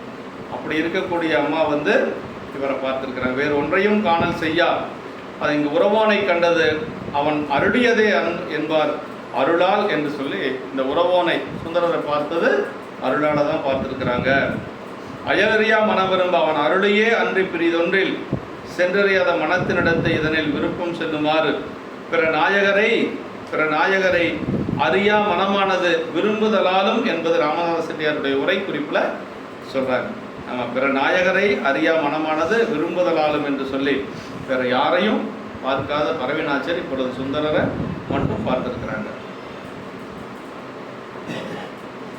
கடை கூட்ட அப்படின்னா முடிந்து வைக்க, பிரிந்தவை கூட்டி வைக்க, இவ்வாறு பிரிந்தது சேர்றதான கடை கூட்டன்னா என்னன்னா, ரெண்டு பேரும் இப்போ திருமலையில் பிரிந்த உறவை இப்போ சேர்த்து வைக்கிறார் பெருமாள். அதான் கடை கூட்ட, பண்டை விதி கடை கூட்ட அப்படின்னா ரெண்டு பேர்த்தையும் இப்போ சேர்த்த போறார் அப்படின்னு சொல்லி சொல்றாரு. பறவையாரும் உண்மை அப்படி நம்பிகள் வேர்க்கன் விளங்கியவரை கண்டார் என்றதோடு பறவையாரும் உறவோனை கண்டார் என்று சொல்லி ரெண்டு பேரும் ஒருத்தருக்கு ஒருத்தர் இப்போ பார்த்துருக்கிறாங்க. கண்ணோடு கண்ணினை நோக்கோக்கின் வாய்ச்சொல்லில் என்ன பயன் என்று சொல்லி கம்பர் சொல்லுவார். அது மாதிரி திருக்குறள் சொல்லுது. அதே மாதிரி கம்பராமாயணத்தில் அதே மாதிரி வரும். ராமன் வந்து சீதையை பார்த்தது இந்த மாதிரி சொல்லுவார். கண்ணோடு கண்ணோக்கின் என்று சொல்லி அது ஒரு பாட்டு வரும். இத்திருப்பாட்டு பறவையார்வால் நிகழ்ந்த காட்சி என்று சொல்லி சொல்றார். அடுத்த திருப்பாட்டு கண்கொள்ளா கவின் பொழிந்த திருமேனி கதிர் விரிப்ப விண்கொள்ளா பேரொழியான் எதிர்நோக்கும் எல்லையலுக்கு எண்கொள்ளா காதலின் முன்பு எய்தாததொரு வேட்கை மண்கொள்ளா நான் மடம் அச்சம் பயிர்ப்பை வழிந்து எழும். பெண்களுக்கு இருக்கக்கூடியது இல்லையா, அச்சம் நாணம் பயிர்ப்பை மடமை என்று சொல்லக்கூடிய இந்த நானும் என்னதான் இருந்தாலும் பெண் அப்படிங்கிறதுனால அந்த நாளும் அங்கே வந்து இருக்கு அப்படின்னு சொல்றார். கண்கொள்ளா கவின் பொழிந்த திருமேனி கதிர் விரிப்ப, அப்படியே கண் பார்வை கடங்காத கண் பூசும்படியான அந்த அழகு பொழிந்த திருமேனிகளை வீசும் அந்த என்ன சொல்றாரு, கிரணங்களின் விரிவு ஆகாயத்தின் உட்பட்டு அடங்காது பெறுகின்ற பெரிய ஒளி உருவமுடைய நம்பிகள். நம்பிகளுடைய உருவம் அப்படிப்பட்ட உருவங்க. ஒளி உருவமுடைய இந்த நம்பிகள் வெள்ளை யானையில் போன காட்சி அங்கே எப்படி தெரியுதுன்னா, சுப்பிரமணிய முனிவருக்கு 1000 ஞாயிறு போன்றதோர் பேரொழினார். 1000 சூரியன் சேர்ந்தா எப்படி இருக்கும், அது மாதிரி ஒரு ஒளி பிளம்பு. அப்போ சுந்தரருடைய திருமேனி இயற்கையாகவே ஒளியான திருமேனி. அப்படி இங்கே புறப்படுற பொழுது தான் யானை தெரியுது, யானை மேலே ஏறுறது போகிறது மட்டும்தான் தெரியுது. மேலே செல்லுகின்ற பொழுது ஒளி உலகத்தில் தான் போகிறேன்.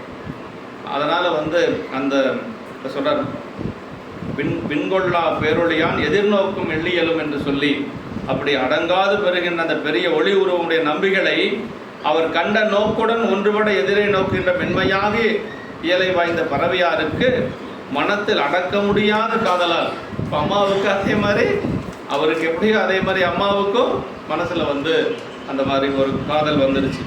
இதற்கு முன் இவ்வுலகில் அனுபவத்தில் வாராத ஒரு புதிய விருப்பமானது இந்த உலகத்து உள்ளார் எவரும் இதுவரை காப்பாற்றி கொள்ளாத அளவிலே தாம் கை கொண்டு ஒழுகிய, அதாவது யாரும் அந்த மாதிரி இந்த பெண்மையை வந்து காப்பாற்ற முடியாத அளவுக்கு காப்பாற்றி கொண்டு வந்த பறவை நாச்சியாருக்கு இப்போ அதையெல்லாம் மீறி ஒரு ஆசை மனசில் வருது அப்படின்னு சொல்கிறார். அதான் நாணம் மடம் அச்சம் பயிர்ப்பு, இது பெண்களுக்கு இருக்கக்கூடிய 4 குணங்கள். இதெல்லாம் பெண்களுக்கு இருக்கணும் அப்படிங்கிறது ஒரு விதை. அந்த மாதிரி யாரும் காப்பாற்ற முடியாத அளவுக்கு இந்த 4 குணங்களுடைய பறவையாருக்கு அதையும் மீறி இப்போ இந்த ஆசை வந்திருக்குது அப்படின்னு சொல்கிறார். முன்னே வந்து எதிர் தோன்றும் அடுத்தது கண்கொள்ளா கவின் பொழிந்த திருமேனி கதிர் விரிப்பன.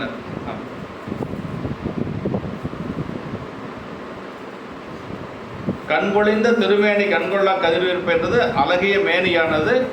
அப்படி கண் கூசுமாறு கதிர்களை விரித்தலாலே உலகம் ஓப்ப வளநேர்வு தெரிதரு பலர்புகள் ஞாயிறு கடற்கண்டாங்கு ஓவரை இமைக்கும் சேர்வெள்ளம் கொடியொலி என்று சொல்லி திருமுருகாற்றுப்படையில் முருகப்பெருமானை பற்றி நக்கீர தேவநாயனார் பாடுவார்.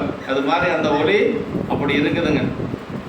உலகம் ஓப்பு வளன் ஏர்வு திரிதரு பலர்புகள் ஞாயிறு கடற்கண்டாங் என்று சொல்லக்கூடிய அளவுக்கு அந்த ஒளி வந்து அவ்வளவு முருகப்பெருமானுடைய ஒளியை போல இப்போ அவர் வந்து சுந்தரருடைய ஒளி இருக்கு. விண்கொள்ளா பேருடையான் அப்படின்னார். இப்போ கதிர் விரித்தலால் சூரியன் முதலிய பெரிய ஒளிப்பொருளின் ஒளிக்கெல்லாம் இடம் தந்திருந்து விண்ணும் இதை கொள்ள இடம் போதாது என்று சொல்லக்கூடிய அளவுக்கு மிகுந்த பேரொழியை உடையவன் என்று சொல்கிறார்கள்.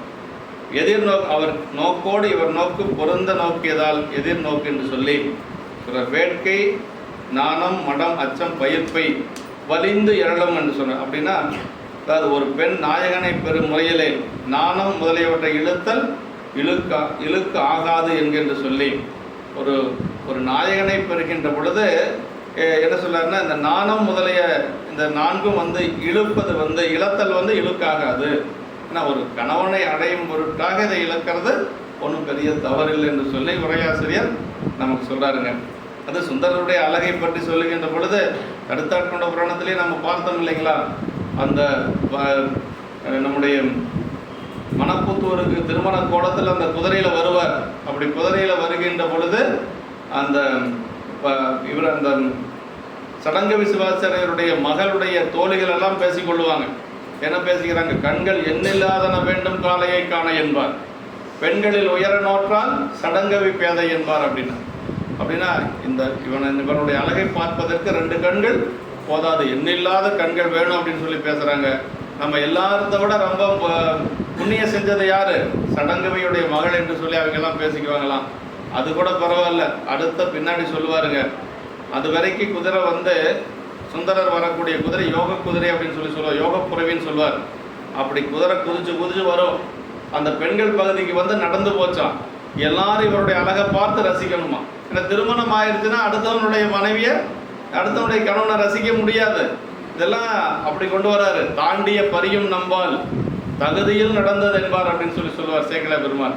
அது வரைக்கும் குதிச்சு வந்த குதிரை அந்த பெண்கள் பகுதிக்கு போய் நடந்து போச்சான். எல்லாரும் பார்த்துட்டு சுந்தரருடைய அழகை மீண்டும் யாரும் பார்க்க முடியாது. சரி, இந்த பெண்கள் தான் பார்த்தாங்க. சூரியன் என்ன பண்ணானா, இவருடைய அழகை பார்க்கறதுக்கு சீக்கிரமா வந்து மேலே வந்துக்கணும். பொழுதும் சூரியன் உதிக்கிறது தான். அது சேக்கிழார் பெருமான் அப்படி சொல்றாருங்க. தேமரு தொடையல் மார்பன் திருமண கோலம் காண காமுறு மனத்தான் போல கதிரவன் உதயம் செய்தான் அப்படின்னு. அப்போ எவ்வளவு அழகா இருந்திருப்பார் பாருங்க சுந்தரர். அவருடைய அழகை பார்க்கறதுக்கு சூரியன் காமுறு மனத்தான் போல கதிரவன் உதயம் செய்தான் அப்படின்பாருங்க.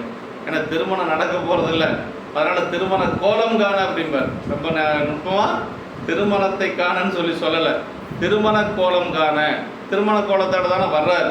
அதனால அதை பார்க்கறதுக்கு சூரியன் கூட அப்படி வேகமா வந்தான் என்று சொல்லி சொல்வார். அது மாதிரி இப்போ அப்படி சூரியனே வேகமா வந்து அந்த அழகை பார்க்கிற பொழுது பரவினாச்சியாரெல்லாம் ஏமாத்துறோம். பரவினாச்சியாருக்கு மனசப்பரை ஈர்க்காமையா இருந்திருக்கும் அந்த அழகுல. அதான் சொல்றாரு, அங்கன் ஓரொளி 1000 ஞாயிறு போன்றதோர் பேரொழின்னார். அப்படி 1000 சூரியன் ஒன்று சேர்ந்த எப்படி இருக்கும், அது மாதிரி ஒரு ஒளி பிழம்பு சுந்தரர். அது முன்பு எய்தாத ஒரு வேட்கை. இதற்கு முன் இப்படி ஒரு விருப்பம் வந்து பரவினாச்சியாருக்கு வந்தது இல்லை. எத்தனையோ பேர் தான் பார்த்துருப்பாங்க திருவாரூர்ல இல்லையா. ஆனால் இது மாதிரி ஒரு விருப்பம் அது அந்த அம்மாவுக்கு இது வரைக்கும் வந்ததே இல்லை. இப்போ தான் அந்த மாதிரி வந்திருக்கு. முன்பு எய்தாத ஒரு வேட்கை அப்படின்னாரு. ஆமாம், நாணம் அப்படிங்கிறது மகளிருடைய இயற்கை. மடம் என்று சொல்லுவது அறிவிக்க அறிதலும், அவ்வாறு அறிந்ததை விடாது பற்றுதலும் மடம் என்று சொல்லுவது. அச்சம் என்று சொல்லுவது வெளிப்படை. பயிர்ப்பு என்று சொல்லுவது முன் பயிலாத பொருளில் அருவருப்பு என்று சொல்லி இப்படியெல்லாம் அதுக்கு ஒரு 4க்கும் உரை சொல்லியிருக்கிறார். அடுத்த திருப்பாட்டில் இப்போ அவர் வந்து என்ன நினைச்சாரு, கற்பகத்தின் பூங்கும்போ காமந்தன் பெருவாளோ நினைச்சாரு. இப்போ அம்மா மனசில் என்ன நினைக்கிறாங்கன்னா, சுந்தரர் பார்த்த உடனே இதுவரைக்கும் நம்மளுடைய மனசு யாரிடத்துல இப்படி போனது இல்லை. அப்படி போகுதுன்னா இது யாரா இருக்கும் மனசுக்குள்ள நினைக்கிறாங்க. மனசுக்குள்ள என்ன நினைக்கிறாங்கன்னா, முன்னே வந்து எதிர் தோன்றும் முருகனோ, பெருகொழியால் தன்னேரில் மாறனோ, தார் மார்பில் விஞ்சயனோ, மின்னேர் செஞ்சடையனல் மெய்யரில் வெற்று உடையவனோ, என்னே என் மனம் தெரிந்த இவன் யாரோ என நினைந்தார். இதான் அம்மாவுடைய மனநிலையை சேக்கிழார் பெருமான் இங்கே நமக்கு சொல்றாருங்க. முன்னே வந்து எதிர்த்தோன்றும் முருகனோ அப்படின்னார். அப்படி பெருகு ஒளியால் என் முன்னே பெருகி வளரும் பேரொளி பிளம்பாய் தானாகவே வந்து தோன்றும் முருகப்பெருமானோ. அவருடைய அந்த ஒளி தேஜஸை பார்த்தா முருகப்பெருமான் நேரில் வந்திருப்பானோ அப்படின்னு சொல்லி அம்மா முதல்ல நினைக்கிறாங்க. அப்புறம் மறுபடியும் இல்லை அப்படி இல்லை, தன்னேரில் மாறனோ, தனக்கு எவரும் நிகரில்லாத மன்மதனோ, அப்புறம் மன்மதனா இருக்குமா அப்படின்னு சொல்லி நினைக்கிறாங்க. அப்புறம் நினைக்கிறாங்க தார்மார்பில் விஞ்சையனோ அப்படின்னா வாடா மாலை அணிந்த விஞ்சையர்களில் ஒருவனோ. விஞ்சையர்னா தேவலோகத்திலிருந்து வரக்கூடியவர்கள், அந்த வித்யாதரர்கள் அப்படின்னு சொல்லுவாங்க. அந்த அதில் யாராவது ஒருவனாக இருக்குமோ என்று சொல்லி இதெல்லாம் யாரும் இல்லைன்னு கடைசியாக நினைக்கிறாங்க. மின்னேர் செஞ்சடை எண்ணல் மெய்யரில் பெற்று உடையவனோ அப்படின்னா பெருமானுடைய சிவபெருமானுடைய திருவருள் பெற்றவனாக இருக்குமோ என்று சொல்லி கடைசியாக அதில் முடிக்கிறாங்க. மின்னலையொத்த சிவந்த சடையுடைய சிவபெருமானது மெய்யருளை பெற்றவனோ, எனது மனத்தை திரித்த இவன் யாவனோ என நினைந்தார் என்று சொல்லி பலவும் பரவினாச்சருடைய மனசுக்குள்ள அப்படியெல்லாம் இப்போ அந்த எண்ணங்கள் ஓடிட்டு இருக்கு. இப்படி யாரா இருக்குவான் என்று சொல்லி இது ஒரு ஐயம் என்ற அகப்பொருள் அமைந்த துறை என்று சொல்லி சிவகணி உரை சொல்றாரு. அகப்பொருள் துறையில ஒரு ஐயப்பாடோடு இருக்கக்கூடிய ஒரு அகப்பொருள். ஏன்னா இப்படி இருக்குமா அப்படி இருக்குமோ என்று சொல்லி ஒவ்வொன்றா நினைக்கிற. கடைசியா சிவபெருமானுடைய திருவருள் பெற்றவனா இருக்குமோ, ஒரு சிவனடியாரா இருக்குமோ என்று சொல்லி கடைசியா நினைக்கிறாங்க. அதாவது பெரிய புராணத்துல பறவை நாச்சியார் சங்கிலி நாச்சியார் திருமணம் மட்டும்தான் ஜாதி மாறி திருமணம். மற்ற எல்லா திருமணம் குலம் பார்த்து குணம் பார்த்து தான். இது ரொம்ப மனசில் நம்ம வச்சுக்கோணுங்க. அதாவது அடியார் அப்படிங்கிறதுனால நம்ம எப்படி வேணாலும் இருக்கலாங்கிறதெல்லாம் இல்லை. எந்த இடத்துலையும் சேக்கிழார் பெருமான் விட்டு கொடுக்கவே இல்லைங்க. திலகவதி அம்மாவுடைய திருமணத்தை சொல்லுகின்ற பொழுது குலம் பார்த்து குணம் பார்த்தும்பார். அதே மாதிரி ஏயர்வன் கலிக்காமனார் திருமணத்தை சொல்லுகின்ற பொழுது ஒத்த குலம் வரக்கூடிய வேளாளர் குலம் அப்படின்னு சொல்லுவார். காரைக்கல்லாமையாருடைய திருமணம் வணிகர் குலம். இப்படி எல்லா வேளாளர் குலம் எந்த குலமாக இருந்தாலும் சரி அந்த ஒத்த குலத்துல தான் திருமணம் நடந்தது. இந்த 2 திருமணம் மட்டும்தான் மாறி. அது மாறினா காரணம் என்னன்னா கைலாயத்தினுடைய தொடர்ச்சி. அதுதான் பண்டை விதி அப்படின்னு சொல்றது. வேற எங்கேயுமே பார்க்க முடியாது. அதுதான் பெரிய ஒரு இது. இந்த 2 திருமணம் மட்டும் அப்படி அமைய பெற்றது. எல்லாம் பெருமானுடைய திருவருட் கருணை தான். இப்படி எதிர் தோன்றும் முருகனோ அப்படின்னார். முருகன் தான் இவ்வாறு கண்கொண்டு காண முடியாத அளவுடைய கதிரை வீசும் மேனையுடையான் என்ற நினைவினால் முருகனோ என்னும் உணர்வு முதலில் உண்டாகியது. முதல்ல முருகப்பெருமானா இருக்குமா அப்படின்னு சொல்லி நினைக்கிறாங்க. கவின் கொடைந்த திருமேனியாதலில் முருகனோ. ஏன்னா முருகன்னா என்ன அழகு, அந்த அழகை பார்த்து முருகனா இருக்குமோ அப்படின்னு சொல்லி நினைக்கிறாங்க. 1000 கோடி காமர் அழகெல்லாம் திரண்டதொன்றாக மேயின என்று ஸ்கந்தபுராணத்தில் சொல்லியிருக்கிறார். கச்சீப் சிவாச்சாரியர் என்ன சொல்றாருன்னா 1000 கோடி காமர் அழகெல்லாம் திரண்டு ஒன்றாக மேவின. 1000 மன்மதனுடைய அழகெல்லாம் ஒன்று சேர்ந்து முருகப்பெருமானுடைய அழகா வந்துதான் கந்தபுராணத்தில் அப்படி சொல்லியிருக்கிறார். இப்படி தன்னேரில் மாறனோ பின்னர் பெருகொடியின்கள் அமைந்த அழகினை காணவே அழகுடைய உருவமுடைய ஒரு மன்மதனோ ஒரு மன்மதனா இருக்குமா என்று சொல்லி நினைக்கிறாங்க. அப்படி என எண்ணினார். முருகன் தமது பெண்மை நலம் கவர எழுந்தருள ஏதுவில்லை. அதாவது முருகப்பெருமான் இப்படியெல்லாம் வரணுங்கிறது இல்லை. அதே மாதிரி மாறனோ என்று அடுத்து நினைந்தார். இவ்வழகு மாறனது அழகின் மேம்பட்டு உருவுடன் கூடி விளங்குதன் தன்னேரில் மாறணும் அப்படின்னா முதல்ல அப்புறம் நினைக்கிற முருகனா நினைச்சாங்க. முருகன் இப்படியெல்லாம் வரணுங்கிறது இல்லை. சரி மன்மதனா இருக்குமான்னா மன்மதனை விட இது அழகான உருவமாச்சே, அப்போ மன்மதனாக இருக்கிறதுக்கு வாய்ப்பு இல்லை. மன்மதனுடைய அழகெல்லாம் என்ன அழகு, அதை விட சுந்தரனுடைய அழகு மிகுந்த அழகு, அதனால மன்மதனா இருக்காது அப்படின்னு அவங்கள ஒரு முடிவுக்கு வர்றாங்க. அப்புறம் தான் தன்மார்பில் விஞ்சயனோ. சரி சைவ விடங்கின் அணியும் சந்தனமும் சாந்தமும் மாலையும் தாருமாகி அப்படி தார்மார்பில் விஞ்சயனோன்னா என்றைக்கும் வாடாத மாலை அணிந்திருக்கக்கூடியவர்கள் தேவலோகத்தில் இருக்கக்கூடிய வித்தியாதரர்கள். சரி அந்த வித்தியாதரர்கள் யாராவது இருக்குமா அப்படின்னா அவங்களா இருக்கிறதுக்கும் வாய்ப்பில்லை என்று சொல்லி சொல்றார். உருத்தர கனகையார் அடியவர் காலாம் தன்மையராயினும் இதுவரை எந்த அடியார் வாழும் எய்தாத வேட்கை விளைந்தமையின் இது சைவ விடங்கு விஞ்சயனோ என்று குறிப்பாம் என்று சொன்னார். அப்படின்னா முருகனும் அன்று மாறனும் அன்று என்னவே இவன் வேறு விஞ்சை வல்லவனோ என்று அடுத்து நினைத்தார். அவர் கடைசியா மெய்யருள் பெற்று உடையவனோ அப்படின்னா தங்கள் பனிமலை வள்ளிப்பாதம் கூடும் அன்புருக பாடும் கொள்கையுடன் உள்ள மெய்த்தன்மை முன்னை உண்மையும் தோன்ற வாழும் என்னை இந்நிலை செய்தலின் அவன் அருள் பெற்றவனே ஆதல் வேண்டும் ஒரு முடிவுக்கு வர்றாங்க. அவன் சிவபெருமானுடைய திருவுருள் பெற்றவனாகத்தான் இருக்கணும் என்று சொல்லி கடைசியா ஒரு முடிவுக்கு வராங்க. அப்படி அருள் பெற்றாருக்கு அன்றி என் பெண்மையை வலிந்து இயலாது. என்னுடைய பெண்மை இப்போ வலிந்து எழுந்திருக்குதுன்னா பெருமான் திருவுருள் பெற்றவனாகத்தான் இருக்க முடியும் என்று சொல்லி பரவினாச்சார் ஒரு முடிவுக்கு அப்போ அவர் ஒரு பெரிய சிவனடியார் அப்படிங்கிறது மனசுக்குள்ள அவங்களுக்கு வந்துடுது. அதான் அருள் பெற்று அதனால் என்னை உடையவனாதல் வேண்டும் என்பது குறிப்புனர். என்னென்ன ஆச்சரிய குறிப்பு என்னன்னா ஆச்சரிய குறிப்பு அவனா இருக்குமா இப்படியா இருக்குமான்னு ஒரு ஆச்சரிய குறிப்பு. அப்போ இவன் யாரோ முருகன் இச்செயலுக்கு இசையான் மாறனும் மிச்சயனமோ அடியாரிடத்து செயல் செய்ய வழியிலர். பாருங்க என்ன ஒரு இது. அதாவது முருகப்பெருமான் இப்படியெல்லாம் செய்ய மாட்டாரு. மன்மதனோ அல்லது தேவலோகத்தில் இருக்கக்கூடியவங்க எல்லாத்துக்கிட்டே அவங்க வேலையை காட்ட முடியும். ஆனால் அடியார்கள்ட்ட அப்படியெல்லாம் செய்ய முடியாது. அடியாருடைய மனசை எல்லாம் அப்படி அவங்க ஒன்றும் செய்ய முடியாது, வழியில் அவங்களுக்கு அந்த தைரியம் இல்லை. அப்புறம் என்ன சொல்ற, ஆதலின் அருள் பெற்றுடையார் ஒருவரே ஆதல் வேண்டும்.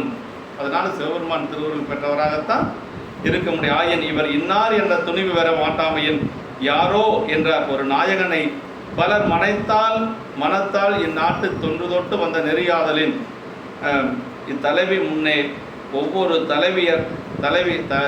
தலைவியரை மணந்த முருகன் மாறன் முதலிய ஒருவரோ என நினைத்தல் இழுக்காகாது என்று சொல்லி, ஆயின் ஒரு தலைவியை கண்டு காதல் கொள்ளும் தலைவன் அவளை பிறர் நாயகி போன்றார் எனக்கு. அதாவது நம்மளுடைய மரபு சொல்றாரு பாருங்க, அருமையான ஒரு இடம். அதாவது அவர் என்ன, ஒரு பெண் ஆணை நாயகனை பார்க்கிற பொழுது, இப்போ முருகன் சொன்னால் வள்ளி தெய்வானையுடைய கணவன் தானே, அப்படி ஒரு பெண்ணுடைய கணவன் அப்படி நினைக்கலாமான்னா அது நினைக்கலாம் அப்படின்னு சொல்கிறாரு. ஆனால் இதே ஒரு ஆண் பார்த்து அந்த பெண்ணை பார்த்து இப்போ இதில் இத்தனை பேர்த்த சொல்லியிருக்கிறாங்க. ஆனால் பறவையாரை பார்த்து சுந்தரர் என்ன நினைச்சாரு, இன்னாருடைய மனைவியாக இருக்குமோ அப்படின்னு நினைக்கக்கூடாது. அது நம்மளுடைய சைவத்தில் அல்லது நம்முடைய தமிழ் பண்பாட்டில் அப்படி இல்லை. இப்போ இவர் என்ன நினைச்சார், கற்பகத்தின் பூங்கொம்போ, காமந்தன் பெருவாழ்வோ, பொற்புடைய புண்ணியத்தின் புண்ணியம், எல்லாமே பாருங்கள் இயற்கையாகவே இருக்குது அடைமொழி எல்லாம். அப்படின்னா இன்னாருடைய மனைவியாக இருக்குமோ, அதாவது திருமாலுடைய மனைவி லட்சுமியாக இருக்குமோ, இல்லை பிரம்மனுடைய மனைவி சரஸ்வதியாக இருக்கும், அப்படியெல்லாம் நினைக்கக்கூடாதான். ஒரு பெண்ணை அப்படி இன்னாருடைய மனைவி போல அப்படின்னு சொல்லி ஒரு ஆண் நினைக்கக்கூடாது. ஆனால் ஒரு பெண் ஒரு ஆணை அப்படிலாம் நினைக்கலாம், அது ஒன்றும் குற்றம் இல்லை என்று சொல்லி உரையாசிரியர். இதெல்லாம் நமக்கு என்னென்னா நம்மளுடைய கலாச்சாரத்தில் பின்பற்றி ஒழுகக்கூடிய ஒரு நடைமுறைகள். ஒரு பெண்ணை அப்படியெல்லாம் பார்க்கக்கூடாது அப்படின்னு சொல்லி எழுதியிருக்கிறார். இது எத்தனை பேர்த்துக்கு தெரியும்? உரையாசிரியர் சொல்லினா நமக்கு மட்டும் என்ன தெரிய போகுது, உரையாசிரியர் சொல்லினா நமக்கும் தெரியாது. ஆனால் ஓமை சொல்லுது பாருங்கள், கற்பகத்தின் பூங்கொம்போ, காமந்தன் பெருவாழ்வோ, பொற்புடைய புண்ணியத்தின் புண்ணியமோ, ஒன்று கூட இன்னாருடைய மனைவி போலன்னு சொல்லி வரல இல்லையா? ஆனால் அதே மாதிரி இங்கே எல்லாமே சொல்கிறாரு இல்லையா? முதல்ல முருகனை சொல்லி, அப்புறம் மன்மதனை சொல்லி, அப்புறம் இது விஞ்சயனை சொல்லி, அதற்கு பிறகு சிவபெருமான் திருவுருள் பெற்றுடையவர் என்று சொல்லி சொல்கிறாங்கன்னா அதுதான் நம்மளுடைய அந்த கலாச்சாரம். ஆயின் ஒரு தலைவியை கண்டு காதல் கொள்ளும் தலைவன் அவளை பிறர் நாயகி போன்றால் என கருதுதல் தகாது. உரையாசிரியர் சொல்றார், அது கற்பிலக்கணத்திற்கும் காதல் முறைக்கும் வடுவு என்று சொல்லி அது பற்றியே பேர் குறியாது முன்னர் கொம்போ வாழ்வோ புண்ணியமோ அப்படி சொல்லி சொன்னார். இப்போ இப்படி சொன்னதுக்கு காரணம் இது இலக்கணத்தில் இருக்கு, நம்முடைய தமிழ் இலக்கணத்தில் பெண்கள் அப்படி நினைக்கிறது இருக்கு. கற்பகத்தின் பூங்கும் என்ற நம்பிகள் நினைந்தவன் கேட்பவை பூத்தல் ஒளிந்து பால்பட்டு கிடந்த அதனை பூக்கச் செய்த விண்குடியேற்றிய முருகனோ யாதலால் முருகனோ என்ற நினைவு என்று சொல்றார். இப்படியெல்லாம் சொல்றார். மெய்யருள் பெற்று உடையவனோ சிவனருளே என்ற நம்பிகள் முடிந்தமையே அவர் மெய்யருள் பெற்று உடையவனோ எனும் தன்மையை பறவையார் உள்ள பளிங்கில் பதித்தது. இந்நினைவுகள் முன் இல்லாத இப்போது பளிங்கில் பவளம் பதித்தது போல் மனத்தில் பதித்தமையால் மனம் திரிந்த என்று சொல்லி இந்த இடத்துல சொல்றாருங்க. அவர் அறியேன் என்றபடி இவர் யாரோ என்றார் என்று சொல்லி சொல்றாருங்க.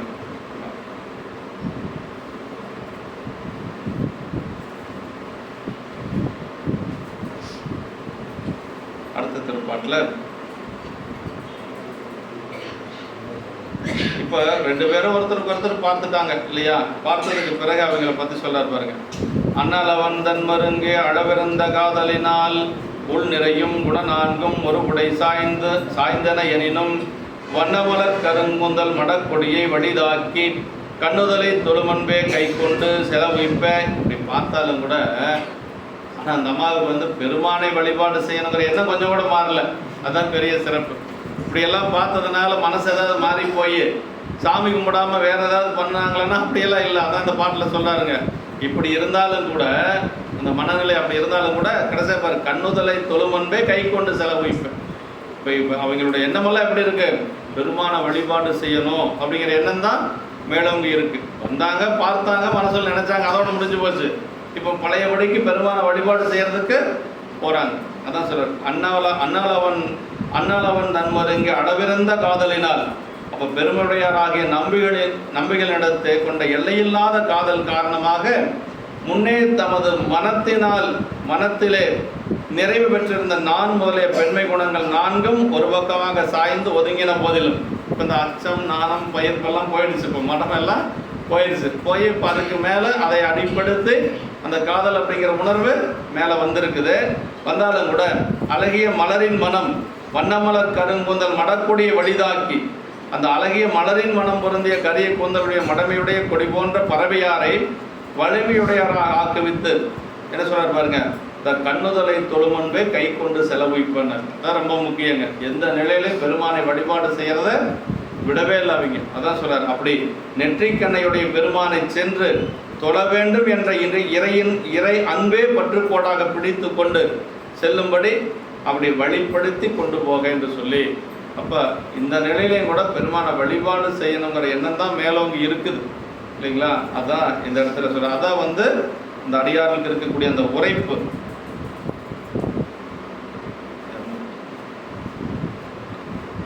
உள்நிறையும் குணம் 4ம் ஒருபடை சாய்ந்தனர். பறவையாருக்கு இருக்கக்கூடிய அந்த மனசில் இருக்கக்கூடிய 4ம் இந்த வேறொன்றும் புகதற்கு கிடந்தராதவனம் 4 குணமும் நிறைந்திருந்தன. இப்போது ஆற்றில் வெள்ளம் வந்த போது நாணல் சாய்ந்தது போல. இப்போ நாணல் இருக்கு இல்லைங்களா? ஆத்தோரத்தில் நாணல் இருக்கு, தண்டு. ஆற்றுல வெள்ளம் நிறைய வந்தால் அது சாய்ந்து போயிடும். அது மாதிரி இப்போ அம்மாவுடைய அந்த 4 குணங்களும் இந்த காதல்ங்கிற உணர்வு வந்ததுனால கொஞ்சம் அது அப்படி சாஞ்சிருச்சு என்று சொல்லி சொல்ல தவறு இல்லை அப்படின்னு சொல்லி, நாயகனை சென்று அடைகின்ற பொழுது தவறு இல்லை, மற்ற பக்கம் போய் அப்படி சாஞ்சாதான் தவறு என்று சொல்லி சொல்லார். ஒருபுறம் சாய்ந்து காதல் வெள்ளத்திற்கு இடம் கொடுத்தன, தாமும் அகலாமல் இருந்தன என்று சொல்லி சொன்னார். அடுத்தது கொடி துவலும் தன்மையுடையதாதலின் கொடி என்றார் என்று சொல்லி, வலிதாக்கி வலிமையுடையவராக ஆக்குவித்து தனது வசமிழந்த நிலையில் இருந்தார் ஆதலின் வலிதாக்கி என்று சொல்லி, கொஞ்சம் மனசு கலங்கியிருந்தாலும் கூட இப்போ அந்த மனசு வலிமையாக்கி பெருமான வழிபாடு செய்யணுங்கிற எண்ணம் மேலோங்கி கோயிலுக்குள்ள போய் பெருமான வழிபாடு செய்ய போறாங்க.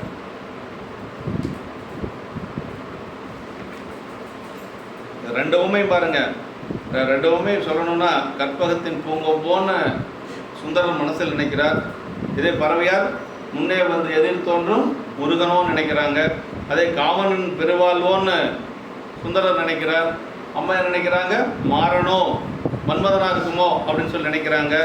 அவர் பொற்புடைய புண்ணியத்தின் புண்ணியமோ என்று சொல்லி சுந்தரர் நினைக்கிறாரு. அம்மா நினைக்கிறாரு விஞ்சயனோ அப்படின்னு சொல்லி நினைக்கிறாங்க. அப்புறம் அரியேன் என்று சொல்லி சுந்தரர் நினைக்கிறாரு. யாரோ என்று சொல்லி இப்படி யாரா இருக்குன்னு சொல்லி பறவையார் நினைக்கிறாங்க. சிவனருளோ என்று சொல்லி சுந்தரர் நினைக்கிறாரு. பறவையார் என்ன நினைக்கிறாங்க, மின்னேர் செஞ்சடையில் நெஞ்சர்கள் பெற்று உடையவனோன்னு. இப்படி 2 பேர்த்தினுடைய மனநிலை ஏறத்தால ஒரே மாதிரியே கொண்டு வந்திருக்கிறார்.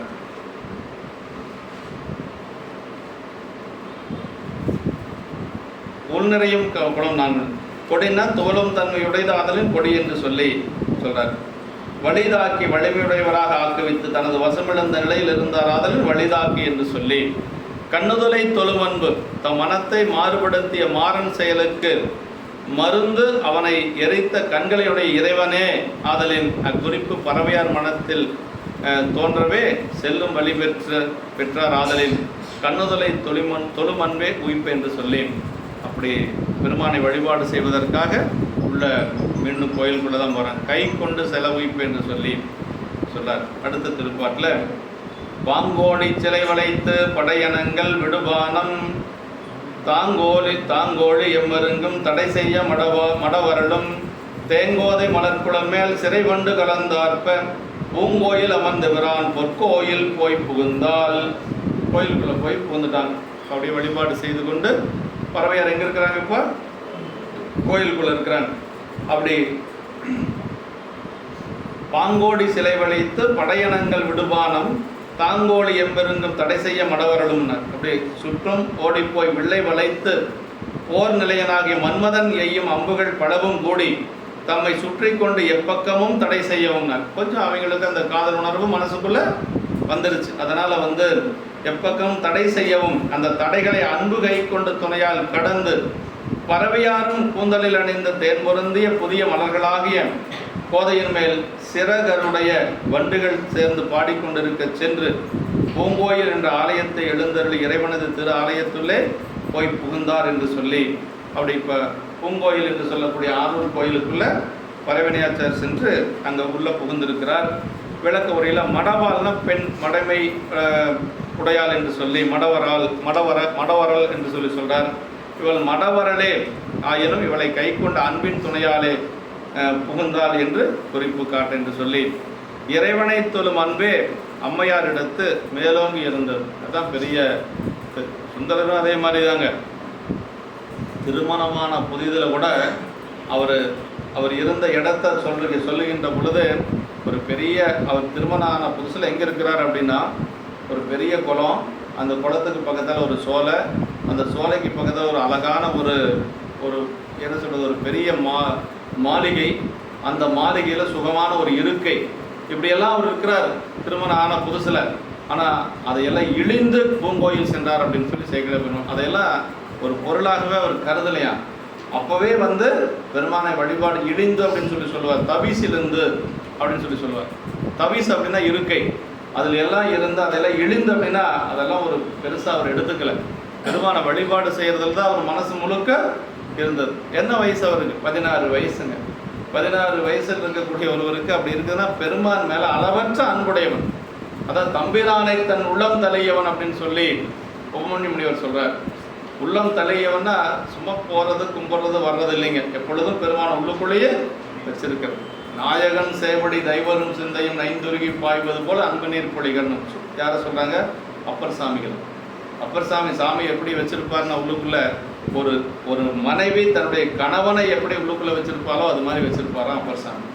நாயகன் சேவடி தெய்வரும் சிந்தையும் நைந்துருகி பாய்வது போல் அன்பு நீர் பொழிகன்னும் பதிக செஞ்சொல் மேய செவ்வாயம் உடையார் புகுந்தனர் வீதியுள்ளேன்னு முதல்ல அந்த திரு வேட சிறப்பை சொல்லுகின்ற பொழுது சொல்கிறாரு. அப்போ இவங்கெல்லாம் நம்ம பெரியவங்கெல்லாம் எப்படி பெருமானை வச்சுருந்தாங்கன்னா ஏதோ போனோம் வந்தோம் அப்படின்ட்டுலாம் இல்லை, எப்பொழுதும் பெருமானை உள்ளுக்குள்ளேயே வச்சுருந்தாங்க. அதுதான் இடையரா அன்புனக்கு என் ஊடகத்தை நின்றுருக தந்தருளியம் உடையானே மணிவாசக பெருமான் சொல்கிறார். இடையரா அன்பு, அதுதான் நமக்கு அவங்களுக்கு இருக்கிற வேறுபாடுங்க. என்னைக்கு ஒரு நாளைக்கு எப்போவாவது ஒரு முறை நாம் சாமியை நினைக்கிறோம், அவங்க எப்பொழுதும் சாமியை நினச்சிட்டு இருக்கிறாங்க. எப்பொழுதும் சாமியை நினைந்து கொண்டே இருக்கக்கூடியவங்க தான் நம்ம பெரியவங்க. சுந்தரர்லாம் அப்படித்தான். அதான் சொல்ற அப்படி தேங்கோதை மலர் குளமேல் குழலின் தேமலர் கோதை மேல் என்று சொல்லி தேங்கமல் குழலின் வாசம் திசையெல்லாம் சென்று சூழப் வந்தார். இப்படி அம்மா கோயிலுக்குள்ளே வருகின்ற பொழுது அம்மா கோயிலுக்குள்ளே வராங்க. அந்த அந்த அவங்க சூடியிருந்த மலர் இருக்கக்கூடிய வாசம் அந்த திசை முழுக்க பரவி இருந்தது என்று சொல்லி சேக்கிழ பெருமான் சொல்வார். வண்டு ஆர்த்தல் பறவையார் போய் புகுந்தார் ஆதலின் நிலை மாறுபாட்டில் தடைப்படுதலும் செல்லுதலும் ஆகிய அசைவனால் உண்டாகும் செயல். அப்படியே அந்த வண்டுகள் எல்லாம் அந்த மலரை நோக்கி இந்த தேனை உண்பதற்காக பறந்து கொண்டிருந்தது என்று சொல்லி சொல்லாருங்க. ஆமாம், வலை சிலம்ப வார்கடல்கள் ஆர்ப்ப வரம் செய்ய அணிகுழல் மேல் வண்டார்ப்ப. திருவம்பாவையில் சொல்றாரு இல்லைங்களா, ஆர்த்த பிறவி துயரிட நாம் ஆர்த்தாடும் தீர்த்தங்கள் தில்லை சிற்றம்பலத்தை தீயாடும் கூத்தன் இவ்வானும் கோவளையமும் எல்லோமும் காத்தும் படைத்தும் கறந்தும் விளையாடி வார்த்தையும் பேசி வலை சிலம்ப வார்களைகள் ஆர்ப்ப அறம் செய்ய அணிகுழல் மேல் வண்டார்ப்ப அப்படின்னு. இப்படி பெண்களுடைய அந்த கூந்தல்ல மலர் சூடியிருப்பாங்க. அந்த மலரில் இருக்கக்கூடிய தேனை உண்பதற்காக வண்டுகள் அப்படி பறந்து கொண்டு இருக்குமா. பறவையாருடைய கூந்தலில் இருக்கக்கூடிய அந்த மலரில் இருக்கக்கூடிய வண்டுகள் எல்லாம் அப்படியே மேலே பறந்து கொண்டு இருக்கிறது. அம்மா அப்படி கோயிலுக்குள்ளே உள்ளே போகிறாங்க, அதாவது பூங்கோயிலுக்குள்ளே போகிறாங்க. பொற்கோயில் லட்சுமி வரம் பெற்றமை குறிப்பிட கோயிலும் அதன் பெயரும் கூறியபடி என்று சொல்லி சொல்லார்கள். அடுத்த திருப்பாடல். மண் தொண்டரது கண்டு என் மனங்கொண்ட மயிலியலின் இந்தொண்டை செங்கனிவா இளங்கொடிதான் யார் என்ன வந்தங்கு முன்னின்றார் அவர் நங்கை பறவையார் சென்றும்ப தரத்தார்க்கும் சேர்வறியார் எனச் செப்ப. இப்போ ஒரு வாய் விட்டு கேட்டுட்டார். இதுக்கு மேலே சுந்தரனால முடியல. அந்த அம்மா போய் கோயிலுக்குள்ளே போயிட்டாங்க. பக்கத்தில் இருந்தவங்கிட்ட இப்போ அவங்க யார் அப்படின்னு தான் கேட்குறாரு, வேற ஒன்றும் இல்லை. பறவை வேணும்னு யார்கிட்ட கேட்பாருன்னா சாமிகிட்ட தான் போய் கேட்பாரு. சாமிகிட்ட மட்டும்தான் எது வேணாலும் சாமிகிட்ட தான் கேட்பாரு, யாருன்னு தெரிஞ்சுக்கிறார். இப்போ போய் நமக்கு யாராச்சும் ஒருத்தது இவங்க யாருங்க புதுசாக இருக்குது அப்படின்னு கேட்குறோம் இல்லையா, அது மாதிரி யாருன்னு கேட்டுக்கிறாரு. அடுத்தது வேணும்னு சொல்லி யார்கிட்ட கேட்பாருன்னா எது வேணாலும் சாமிகிட்ட தான் கேட்பாரு. வேறு யாருக்கிட்டையும் போய் கேட்குற வழக்கம் சுந்தரருக்கு கிடையாது. யாருக்கிட்டையும் போய் எதுவும் அவர் கேட்டது இல்லை. அதான் மண் தொண்டர் அது கண்டு மனம் கொண்ட மயிலியலின் இந்தொண்டை செங்கனிவா இளங்கொடிதான் யார் என்று. அப்படி வன்தொண்டர் அவர் பறவையார் பூங்கோயில் போய் புக்கதை நம்பிகள் பார்த்துட்டார். கோயிலுக்குள்ளாமா போகிறாங்க. பார்த்துட்டு எனது மனதை தனது இடமாக கொண்ட மயில் போன்ற சாயலையும் அதே மாதிரி இனிய கொவ்வை செங்கனி போன்ற வாயமுடைய இளங்குடி போன்ற இப்பெண் யார் என்று பக்கத்தில் இருந்தவர்கள் கேட்குறார். அடியார்கள் தான் இருந்திருப்பாங்க. அப்படி அடியார்களை வந்து இந்த பெண் யார் அப்படின்னு சொல்லி கேட்கின்ற பொழுது சொல்கிறார், யார் என்ன வந்தங்கு முன்னின்றார் அவர் நங்கை, அன்றங்கு முன்னின்றார் அவர் நங்கை பறவையார் அப்படின்னு சொல்லி சொன்னாங்க. நங்கை பறவையார்னு சொல்லி சொல்கிறாங்க. பறவையார் என்று பெயருடையவர் அப்படின்னு சொல்கிறாங்க. சென்றும்பர் தரத்தாருக்கும் சேர்வரியார். உம்பர்னா தேவர்கள்ங்க. என்ன சொல்கிறாருன்னா அவரை பற்றி சொல்லணும்னா தேவத்தன்மை வாய்ந்தவர்களுக்கும் போய் அடைவதற்கு அரியவர். தேவர்கள் கூட போய் அவரை சேர்ந்து அடைய முடியாது அப்படின்னா பாருங்க அவருக்கு எப்படி இருக்கும். தேவர்கள் கூட நெருங்க முடியாத அளவுக்கு அந்த அம்மா உயர்ந்த நிலையில் இருக்கிறாங்க என்று சொல்லி அந்த அடியார்கள் எல்லாம் அவர்கிட்ட சொல்றாங்க. மனம் கொண்ட மனத்தை தன்வசமாக்கி இடம் கொண்ட இளங்கொடி என்று சொல்லி சொல்றாரு. முதல்ல விரை கொடினாரு. நம்ம மலர் பூத்த விரை கொடியோ அப்படின்னு இப்ப இளங்கொடி அப்படின்னு சொல்லி சொல்றாரு. இளங்கொடி என்பது யார் என்ன யாரோ என்று சொல்லி முதல்ல அதிசயத்து நிற்கிறார். இது யாரா இருக்கும் என்று சொல்லி அதிசயத்து நிற்கிறதுனால யார் அப்படின்னு சொல்லி வாய் விட்டு கேட்கிறார். அப்படின்னு நங்கை பறவையார் அப்படின்னா நங்கைங்கிற அருமையான ஒரு தமிழ் சொல்லுங்க. பெண்களில் சிறந்தவள் நங்கை. ஆமாம், ஆண்களில் சிறந்தவர் நம்பி அப்படின்னு சொல்லி சொல்லுவாங்க. ஆமாம், பெண்களில் அந்த காலத்தில் நங்கை அப்படிங்கிற சொல் இருந்தது. அண்ணனுடைய மனைவியை நங்கைன்னு தான் சொல்லுவாங்க. இப்போ தான் அண்ணிங்கிறதெல்லாம். அப்படின்னா அண்ணனுடைய மனைவியை ஒரு சிறந்ததாக கருதுவது அந்த காலத்தில் ஒரு மரபாக இருந்திருக்கு. அண்ணிங்கிறது இப்போ இடையில வந்தது. நங்கை அப்படிங்கிறது அந்த காலத்தில் இருந்தது. பெரியவங்கெல்லாம் நங்கை அப்படின்னு சொல்லி அழைப்பாங்க. அதான் நங்கை பறவை அப்படின்னா பெண்மையில் சிறந்தவர் என்று சொல்லி அந்த ஒரு சிறப்பு நோக்கி நங்கை அப்படின்னு சொல்லி சொல்றது ஒரு மரபு. நங்கை பறவை என்பதை இவரை அழைத்த மரபு போலும். தஞ்சை ராஜராஜ சக்கரவர்த்தியார் தமது ராஜராஜேஸ்வரத்திலே ஸ்தாபித்துள்ள இவரது செப்ப படிமத்தில் நங்கை பறவை அப்படின்னு தான் அந்த ராஜராஜேஸ்வர செப்ப படிமத்தில் பெயர் பறித்திருக்கிறாங்களாம். பறவைன்னு மட்டும் இல்லை, நங்கை பறவை அப்படின்னு சொல்லித்தான் பறித்திருக்கிறாங்க அப்படின்னு சொல்லி சொல்றார். அப்படி ஒவ்வொரு தரத்தாருக்கும் சேர்வரியார் யார் என்று கேட்டாருக்கு அந்த பேரோடு தன்மையும் உரைத்தமை மரபு என்று சொல்லி, அதாவது பெயரையும் சொல்லி அவங்களுடைய தன்மையும் சொல்றாங்க. கூட இருந்தவங்க அறியார் என்று அறிவித்தனர். உம்பர் தரத்தும் யாருக்கும் சேர்வரியார் என்று சொல்லி மக்கள் தேவர் நரகர் என்று மூவகை உயர்ந்த நிலையிலும் தேவர் உயர்ந்தோர். நம்ம நர உலகத்தில் இருக்கக்கூடியது மக்கள் எல்லாத்தோட உயர்ந்த, நம்மளோட கொஞ்சம் உயர்ந்த நிலையில் இருக்கக்கூடியது தேவர்கள் இல்லையா? ஆனால் அந்த தேவர்கள் கூட வந்து நெருங்க முடியாத பெருமை அந்த அம்மாவுக்கு உண்டு என்று சொல்லி அதான் பதியலார் அப்படின்னு சொல்லி ஏற்கனவே சொன்னாங்களே. பதியலார்னு என்னன்னா சிவபெருமானை தவிர வேறு பற்றுக்கோடு இல்லாதவர்கள். பதினா இறைவன் இல்லையா? பதியையே பற்றுக்கோடாக கொண்டவர்கள். வேற யாருக்கும் அவங்க அடிமை கிடையாது. பெருமானுக்கு தொண்டு செய்யக்கூடிய அடிமைகள், அவ்வளவுதான். அந்த உம்பதரத்தாருக்கும் சேர்வரியார். உம்பரின் மேலாயினவர் யாரு? விஷ்ணுமூர்த்தி. அவருக்கும் கிருஷ்ணாவதாரத்தில் சிவதைக்க செய்து அவர் முடிமேல் அடி வைத்தர் உபமன்ய முனிவர். அவரால் துதிக்க பெறுவர் நம்பிகள். இவர் அவருக்கே உரியர் அல்லது உம்பதரத்தாருக்கும் சேர்வரியார். திருமலை சிறப்புல பார்த்தோம் இல்லையா? உபமன்ய முனிவரை பற்றி சேக்கிழார் பெருமான் எப்படி சொல்லாருங்க? யாதவன் துவரைக்கு யாகிய மாதவன் முடிமேல் அடி வைத்தவன், பூதநாயகன் ஒருவரும் தொண்டனுக்கு ஆதியந்தம் இல்லாமை அடைந்தவன். உபமன்ய முனிவரை பற்றி அறிமுகப்படுத்துகிறார் சேக்கிழார் பெருமான். எப்படி அறிமுகப்படுத்துகிறார்னா, யாதவன் துவரைக்கு யாகிய மாதவன். யார்? கிருஷ்ண பரமாத்மா. கிருஷ்ண பரமாத்மா எப்படின்னா யாதவர் குலத்திலே தோன்றியவன், துவாரகைக்கு இறைவனாக இருக்கக்கூடியவன், மாதவங்கள் செய்தவன் கிருஷ்ணர். அப்படிப்பட்ட கிருஷ்ணருக்கு திருவடி தீக்க செஞ்சு வச்சவர் யார்? நம்முடைய சுந்தரர், இந்த உபமன்ய முனிவர். அப்படிப்பட்ட உபமன்ய முனிவர் வந்து இது ஒரு சிவரகசியத்தில் இருக்குதுங்க. சிவரகசியத்தில் வந்து அந்த நர்மதை ஆற்றங்கரையில் தங்கியிருக்கிறாங்க. உபமன்ய முனிவரும் அதே மாதிரி கிருஷ்ணனுடைய ஆட்களும் தங்கியிருக்கிறாங்க. அப்படி தங்கியிருக்கிற பொழுது அங்கே ஒரே மலர் செடி தான் இருக்கும். தினசரி உபமன்ய முனிவர் அதை பறித்து தான் மலர் பூஜை பண்ணுவார். அன்றைக்கு கிருஷ்ணனுடைய ஆட்கள் போய் பறிச்சிடுறாங்க. அப்படி கிருஷ்ணனுடைய ஆட்கள் பறிச்சதுனால அப்போ வந்து உபமன்ய முனிவருக்கு மலர் இல்லை. உபமன்ய முனிவருக்கு மலர் இல்லாதனால உபமன்யுடைய சீடர்கள்லாம் போய் சொல்கிறாங்க, மலர் இன்னைக்கு இல்லைங்க சாமி பூசைக்கு அப்படின்னாங்க. ஏப்பா இல்லைன்னாரு. கிருஷ்ணனுடைய ஆட்கள் பறிச்சுட்டு போயிட்டாங்கன்னாரு. அந்த பூவையே எடுத்துகிட்டு வா, நான் பூஜை பண்ணிக்கிறேன்னாரு. சாமி அது நிர்மாலயமாக இருக்குமில்ல அப்படின்னாரு. இல்லை எடுத்துகிட்டு வா அப்படின்னாரு. அதை கொண்டு வந்து கொடுத்தாங்க. மீண்டும் அவர் பூஜை பண்ணார். செய்தி கிருஷ்ணருக்கு போச்சு. கிருஷ்ணர் வந்தார், உபமன்ய முனிவருடைய அந்த பர்ணசாலைக்கு வந்தார். உபமன்ய முனிவரை பார்த்து, நான் பூஜை பண்ண பூவை எடுத்து நீங்கள் பண்ணீங்களே, அது எப்படி நியாயமா?